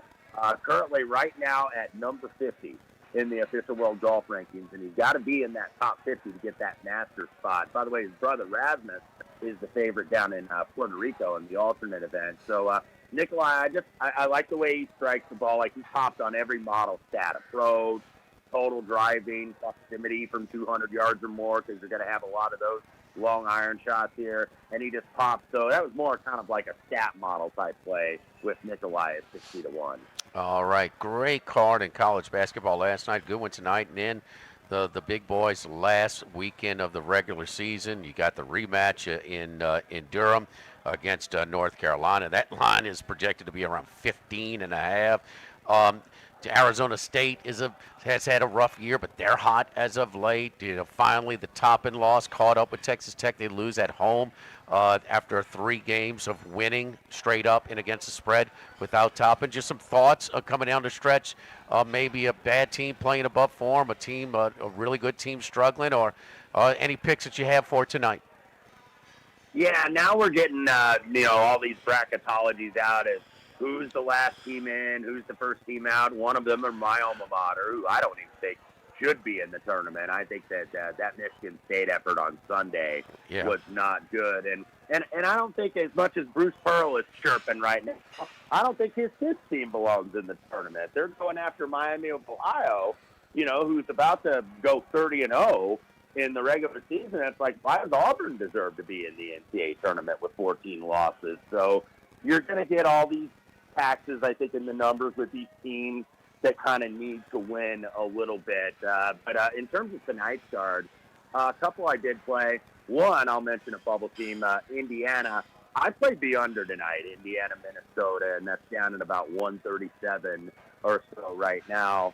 These two teams had a kind of a rock fight in the first meeting back in December where Minnesota got them in the barn. Their record's not great, but they've been pretty good at home. And I just think here, Minnesota's only playing about 6 guys right now, and Indiana's essentially playing 7. So I think, Indiana needs this win so badly, you may see them, okay, we got to value every single possession we can because we need this win like blood, and then you need to go do it at Ohio State over the weekend. So I like the under in that game. Played DePaul +3 at home against Villanova. DePaul very quietly has won 4 of their last 5. Swept Creighton in the process, and they're getting 3 and some 2.5 out there against Villanova. The Big East has been real separation, where I think you have one pretty, I don't want to say great, but close to great team in UConn, a very good team in St. John's, a solid team in Villanova, and then it drops off, I think, to the rest of the conference. But DePaul's got some confidence right now. So get that small number at home. I like the Demons over Villanova tonight. Yeah, that line opened up around 4.5. It's down to 2.5 right now. I like DePaul as well. DePaul's got a better I mean, we know about St. John's and UConn in the Big East, and then the clear 3 is Villanova, but I think Villanova might be closer to the rest of the pack than they are in the Big 2, and it's just the story of the Big East. Without that, without football revenue, Creighton, Butler, Xavier, Providence, Marquette, all these teams have been really good. Basketball programs, they're just not. They're not good this year at all. Wes, anything else before we let you go, buddy? Yeah, a couple others that I'm also looking at. Okay. Penn State, we see them every year. They knock somebody off, no matter how good or poor they are, and they did it with Iowa on Saturday. And they're getting 7 at home against Ohio State, who seemingly thinks that, that win over Purdue maybe put them on the right side of the bubble. They're still not safe, and they're laying 7 on the road. I'm not so sure about this, kind of that sandwich spot in between the Purdue game and then the Indiana game to close out on Senior Day in Columbus. So Penn State, I think, might be worth a look as an underdog tonight. I like them as well. Think a little bit of and Purdue. We'll ask Matt tomorrow too, but I know that he's not terribly surprised by this Purdue slide. I am a little bit because I know their culture, and Matt Painter, I think, has one of the best cultures in college basketball. But I think it's just the nature of the sport that's changed. Like, you get a guy like Braden Smith, who was Indiana Mr. Basketball a few years ago, but he was a 5'11", small guard that was getting mostly mid-major offers. And then Purdue was his first major offer, so he's like, they believed in me. I go there. He has one of the great careers, one of the great modern-day Boilermaker careers. And then all of a sudden he starts getting these NIL offers, right, from Kentucky, reportedly Michigan, some other big schools who are kicking the tires. And then Purdue has to come up with the dough to keep him, obviously, in West Lafayette. And then he goes and buys the Cybertruck, and then he gets the ink and has a podcast. And it reminds me of what Kurt Signetti says about Indiana football. You got to keep the main thing the main thing. And I wonder if Braden Smith has done that, and then combine that with the fact that they don't have a dominant presence defensively at the rim, and the Boilers just aren't as good defensively as they've been in the last several years. So that surprised me because I thought they were a Final Four team to start the season. Yeah, they were preseason number 1. Preseason number 1. Braden Smith, real close to Hurley's record. It's going to probably come down to how many games they play in the Big Ten tournament, and then the following week in the or 2 in the NCAA tournament. Follow Wes on Twitter at WesReynolds1. Wes, great stuff, buddy. We appreciate it. Good luck to you tonight. We'll talk to you next week. You bet, guys. Thanks for having me. And we're also brought to you by the Thibodeau Store. The Pierre Pard Store are open in La Place and La Rose. Right now, if you're getting your garden in, you were doing a little gardening today. I've done it this week. We did, some pruning, some spring cleaning, Charlie. Best Garden right now, up to 65% off on all lawn and garden tools on the website, thethibodeaustore.com. All of your rakes, your little small shovels, your gardening equipment is there. Your potting and your topsoils, your spreaders, your seeders, your grass and weed control, all of them on special right now on the website. Lots of storage containers and cleaning supplies if you're getting your outdoor area, getting ready for the warmer weather. Patio furniture also available right now at the website, along with outdoor cooking equipment and outdoor power equipment. thethibodeaustore.com. You can get to all 4 of the sites right there from thethibodeaustore.com. 900 St. Patrick Highway in Thibodaux, Highway 70 in Pierre Part, open daily until 5:30.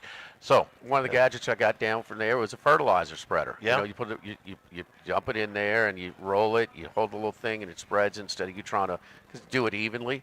I'm wondering what the neighbors were thinking when I was in the rain. Got to do it when it rained. So I woke up about 7:15 this morning. Oh, it's raining. I better get out there.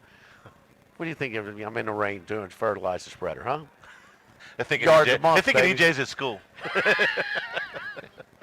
No way. He's getting up at 7:15. He's doing very well in school. Exceptional, actually, in school. Well, that's good. Early morning assignments, not his specialty. Check it out at thethibodeaustore.com. Live in Modesto. Live at lunch, 104.5 ESPN Baton Rouge. Live at lunch. Work on Workbox can handle all of your movable storage needs, commercial and residential. Our shipping containers come in various sizes, 8x8, 8x10, 8x20, or even 8x40 feet. Not just one size. These units can be customized for any use. Custom lunchrooms, offices, work sites for plumbers or welders, dual purpose, part office, part storage, climate control, shelving, lighting, using different materials, whatever you need. Give my buddy Martin Padial at Workbox a call at 343-4886, 343-4886, and workboxllc.com. This is Charles Hanniger for Coastal Capital Advisors, your full-service financial planners. When it comes to retirement, there are no two situations alike. So Coastal Capital Advisors will work with you, your business partners, your legal team, and tax professionals to make sure those goals are achieved. Coastal Capital Advisors will work for you. I know, because they work for me. For more information, contact Philip Fontenot and his great staff at 337-981-1376 or online at coastalcapitaladv.com. Advisory services provided by New Age Advisors, LLC, doing business as Coastal Capital Advisors as a registered investment advisor. Securities offered through New Edge Securities, Inc., member FINRA, SIPC. Get Moss Max and less tax during happy hour at Modesto. Join us Tuesday through Friday, 2 to 6 p.m. for $10 20-ounce margaritas and dip trio with $5 drink specials and $6 seasonal cocktails. Eat Modesto, 3930 Burbank Drive. Pizza that's true to its hand-tossed wood-fried tradition. Roca Pizzeria is heating up its new half-off happy hour, Monday through Fridays, 3 to 6 p.m. Come enjoy 50% off margarita, pepperoni, more cheese, craft cocktails, wine by the glass, and draft beer. Roca Pizzeria, 3897 Government. This is Charles Hanniger for Home Bank. If you're tired of the impersonal, one-size-fits-all style of banking, you deserve a bank that delivers exceptional service and personalized attention to your needs. That's the Home Bank standard. Since 1908, Home Bank has been a trusted financial partner for your businesses and families because they go the extra mile to help you reach your goals. See for yourself why Home Bank is good for business and good for life. Stop by any South Louisiana, Houston, or Natchez area location or find out more at home24bank.com. Home Bank, member FDIC. Baton Rouge, get ready for a fiesta of flavor. Whether you're craving sizzling fajitas, cheesy enchiladas, or the best margaritas in town, Las Palmas Mexican Grill and Rio Cantina Mexican Grill have you covered. Bring the family, bring your friends, and bring your appetite. From fresh guacamole to mouth-watering tacos that hit just right, it's not just a dinner, it's a celebration. So why wait? Tonight, make it Las Palmas or make it Rio Cantina, two local favorites serving up authentic Mexican taste right here in Baton Rouge. Las Palmas Mexican Grill and Rio Cantina Mexican Grill, where every night's a fiesta. Since the 1930s, Supreme Rice has delighted their customers for all of your favorite South Louisiana dishes. Whether you like the brown, long grain, medium grain, jasmine, or the new parboiled rice, Supreme Rice makes your favorite dishes even better. They even have a healthy low glycemic rice, a great option for diabetics and those who have high insulin resistance. Supreme Rice is proud to be part of the Climate Smart program, which promotes water conservation and reduces methane emissions so future generations of Louisiana farmers can enjoy the same benefits. For more information and great recipes, find them online at supremerice.com. Go Automotive has a great selection of new cars. Chevy, GMC, Hummer, Chrysler, Dodge, Jeep, Ram. You rather a pre-owned vehicle? Using our resources will help find you any vehicle that you're looking for. Our service department offers VIP service. You never have to come to the dealership. We'll pick up the vehicle at your home or office, drop off a loaner, service the vehicle, and return it when it's done. Mention my name, Jimmy Ott, for VIP pricing. The Chevy Tahoe I drive came from Go Automotive. That's Go Automotive in LaPlace and Plaquemine. Louisiana, you've got a new home for coverage of LSU, the New Orleans Saints, and the Southeastern Conference. LouisianaSports.net. LouisianaSports.net. Feature stories, opinion columns, recruiting updates, in-game reports. And it's all free. No paywalls, no annoying pop-up ads, no recurring subscriptions. Just the content you crave. From the folks that bring you 104.5 ESPN Baton Rouge, it's LouisianaSports.net.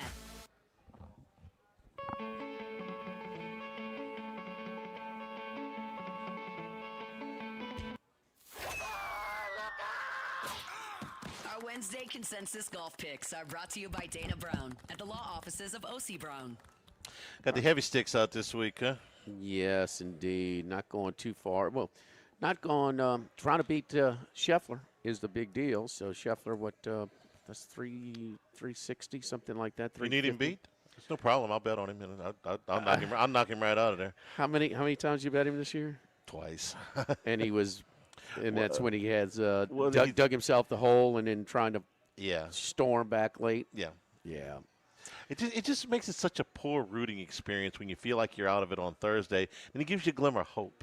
Oh, no, no, You no, know, no. He comes back and it's like, man, just back up your schedule a day here. You'll be fine. The golf in game, it is just constant. I mean, it is fluid over a 4-day span. And if you did take him, if you bought low, when he gets down to like 30 to 1, 40 to 1, 50 to 1, when he does make his charge, then it creates some leverage where you can maybe cash in on some of the other contenders at that time. So, yeah, we'll see. We'll see. Rory McIlroy, both Wes and Max have Rory McIlroy at is he 10 to 1, 20 to 1? What did we say here? Let me see. Oh, he gave us at. I think it's 10 to 1. Yeah, 10 to 1. 10 to 1 is where McIlroy is. Let me see. At the Friends at Bally's and the Queen DraftKings outlet, it's plus 980. So right at 10 to 1. And then you go down a little bit to Colin Morikawa, 27 to 1. 27 to 1 at Bally. Yes. Well, he's, he had his run. He won that. He's been Ryder Cup. He won the major in the Bay Area where he spent his college days at Cal. He grew up in the Los Angeles, so he's a California guy. He has another California win, but then he got a little testy with the media and his caddies. Yes, and so he was just kind of like, now it sounds like he's more a little relaxed with his private life, and that is maybe relaxed his golf game a little bit, and maybe just maturing as well. Pretty young guy when he came up on the scene, as most of these guys are with the credentials that he has. Yeah, he did the kind of the British Open was the other one, was out of nowhere where he had his first practice round and he was just horrendous and very rare to win, to go win in the link style courses without having any real experience. He had played the Scottish the week before and got was awful. atrocious. Yeah. Yes. So that's our two consensus picks brought to you by Dana Brown at the law offices of O.C. Brown. Rory McIlroy at 10 to 1 and Colin Morikawa at 27 to 1, plus 980 at the Queen and Bally's. Don't forget next Thursday for conference tournament week, championship week, we will be at the DraftKings outlet at Bally's. The Wednesday will be right down the street over at Walk-Ons, and then the first 2 days of March Madness. We are hunkering down Thursday and Friday live from Bally's Bally's Casino at the DraftKings Sportsbook. So that'll be our headquarters for the first weekend, and we'll be hunkering down all weekend over there. So looking forward to that. We were over there on Saturday, and they had the Chinese New Year, whatever going on. Man, it was fun. The parade. Had the parade coming through, man. It was lively, man. Got to rub elbows with the Vice President, General Manager Richard, and just doing a really good job over there. You haven't been there. It's a nice facility. Go by and check it out. And, of course, our friends over at the Queen as well, man. Nobody runs the TVs like our friends over at the Queens, and Tommy and Scotty and all that gang over there. Andres, of course, over at the Queen. So both DraftKings outlets, so plenty of kiosks, service tellers at there. Make it your home for championship week next weekend and March Madness for the rest of the tournament. Brought to you by our friends at Dana Brown at the law offices of O.C. Brown. You get in a wreck, it's never fun, never convenient. No, it's a flat-out pain in the backside. I mean, it is rough. So it is major inconvenience, major stress, and that's where Dana and his team of specialized attorneys come in. Contact them. They'll schedule, get you, expedite your appointment scheduling for the doctors, whatever you're hurting on, and come deal with the insurance agents, the insurance companies. We're used to dealing with them. It's a lot of the same people when they deal with the different reps for the different insurance companies. So we have a relationship with these people at the law offices of O.C. Brown as well. So never a fun time, never a convenient time. It is really a major inconvenience, major pain, but try to absorb the blow and ease the pain as much as possible. Call 343-1111, downtown Dana Brown law offices of O.C. Brown. Live at Modesto, live at lunch, 104.5 ESPN Baton Rouge. Live at lunch. When it comes to celebrating life, there's no better place than Rufino's. With locations in Baton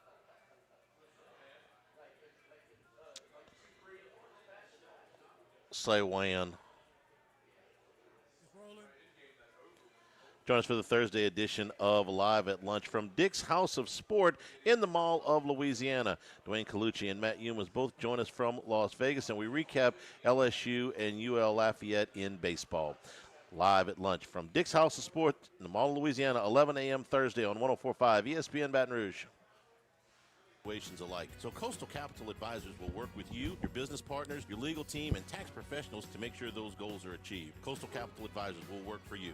I know, because they work for me. For more information, contact Philip Fontenot and his great staff at 337-981-1376 or online at coastalcapitaladv.com. Advisory services provided by New Age Advisors, LLC, doing business as Coastal Capital Advisors as a registered investment advisor. Securities offered through New Edge Securities, Inc., member FINRA, SIPC. Sammy's Grill on Highland Road since 1988. A hometown favorite for tailgating and watching LSU games in a casual atmosphere with the friendliest service. Right now, we're boiling crawfish 7 days a week. Monday through Friday, first batch comes out at 5 p.m., weekends at noon. Sammy serves a wide mix of authentic Louisiana food prepared to order with the best ingredients available. Fresh Louisiana seafood, Cajun favorites, burgers, and po' boys, all built from scratch. Our kids' menu and popular appetizers are sure to please the pickiest of eaters. Sammy's Grill on Highland Road, near Starring since 1988. We're here to examine things that get better with age, like this bottle of Chateau Lafite Rothschild, vintage 1877.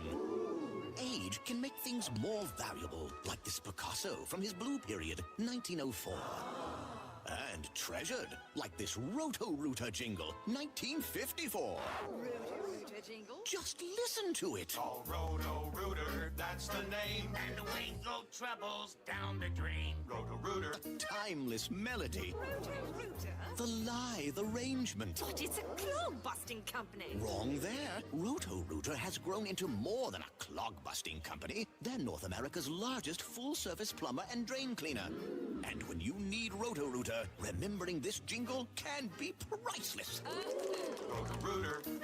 For all of your plumbing and drainage solutions, call Roto-Rooter in Baton Rouge at 925-8710. That's 925-8710. This is Charles Hanniger for Total Maintenance. For AC and heating, generators, electricity, plumbing, and more, Total Maintenance is your one-stop sales and service shop for all these needs. One of South Louisiana's oldest and largest AC and heating companies.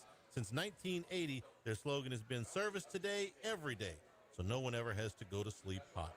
They're an authorized dealer for Carrier, American Standard, Daikin, and Rheem AC units, for Generac and Cummings generators as well. And now, for all of your electrical and plumbing needs, in Baton Rouge, call 480-1000. In New Orleans, 841-3300. Service today, every day. Total Maintenance.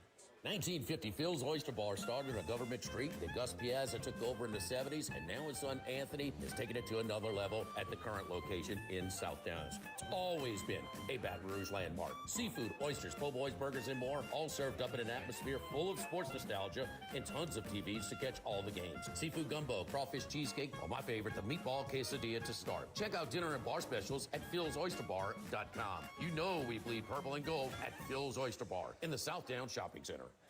Click through the static and listen to 104.5 ESPN Baton Rouge in high definition. Simply tune to 98.1 and select HD2. College football talk all year long on the Chuck Oliver Show. Weeknights at 6 on 104.5 ESPN Baton Rouge. 104.5 ESPN Baton Rouge.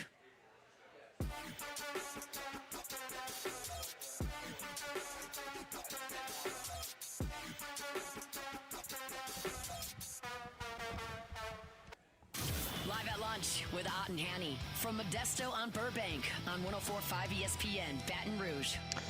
Give you a little weather news here as our weather guy Max has the day off. If you're going to see the LSU women's team off, they had that send-off plan for the PMAC at 1:30. They're going to do that inside now. So if you're going over to see the ladies off for Greenville, head inside at the PMAC. Did you see a social media video for Flaugier for senior night?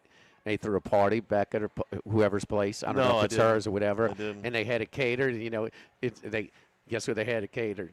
And boiled crawfish and boiled blue crabs. Beautiful. And she's like, "Oh, we're gonna come on. Let's eat now."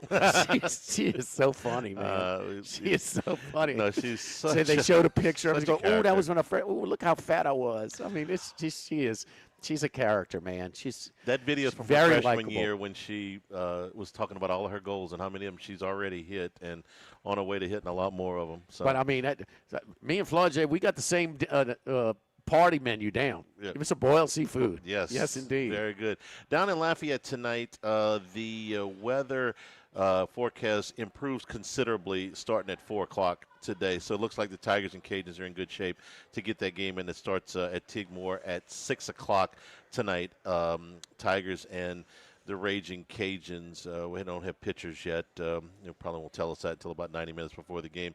But the weather looks like it's in pretty good shape. Whether it's the rain has stopped here by the LSU campus, but the weather's kind of crappy, to be honest with you. So they're moving the ladies' send-off inside. Baseball looks like they're in pretty good shape tonight. Jimmy, not as big a card tonight in college basketball, but you still got some interesting games. Penn State, I agree with Wes. Both teams coming off of nice wins. Penn State beat Iowa, and really wasn't a surprise. They were winning by most of the game. And then Ohio State drilled Purdue. Ohio State's kind of on the bubble. I think they're in right now, but that might be a lot of points there. Northwestern has won 3 in a row, Charlie. They take on struggling Purdue. Catching 11.5 is a lot of points there. I'm on DePaul as well with it. I don't like the line movement. I was looking at 4.5 instead of 2.5, but they're in 4th place in the Big East. So right there. Arkansas off the big. I like loss. Arkansas. I like too. Arkansas tonight against Texas. Tomorrow we're at Dick's House of Sports. Have a great day, everybody, and stay tuned for Hunt 104.5 ESPN Baton Rouge. Hey, Jordan. Have you been arrested? Did you locate that rejoin for Dick's?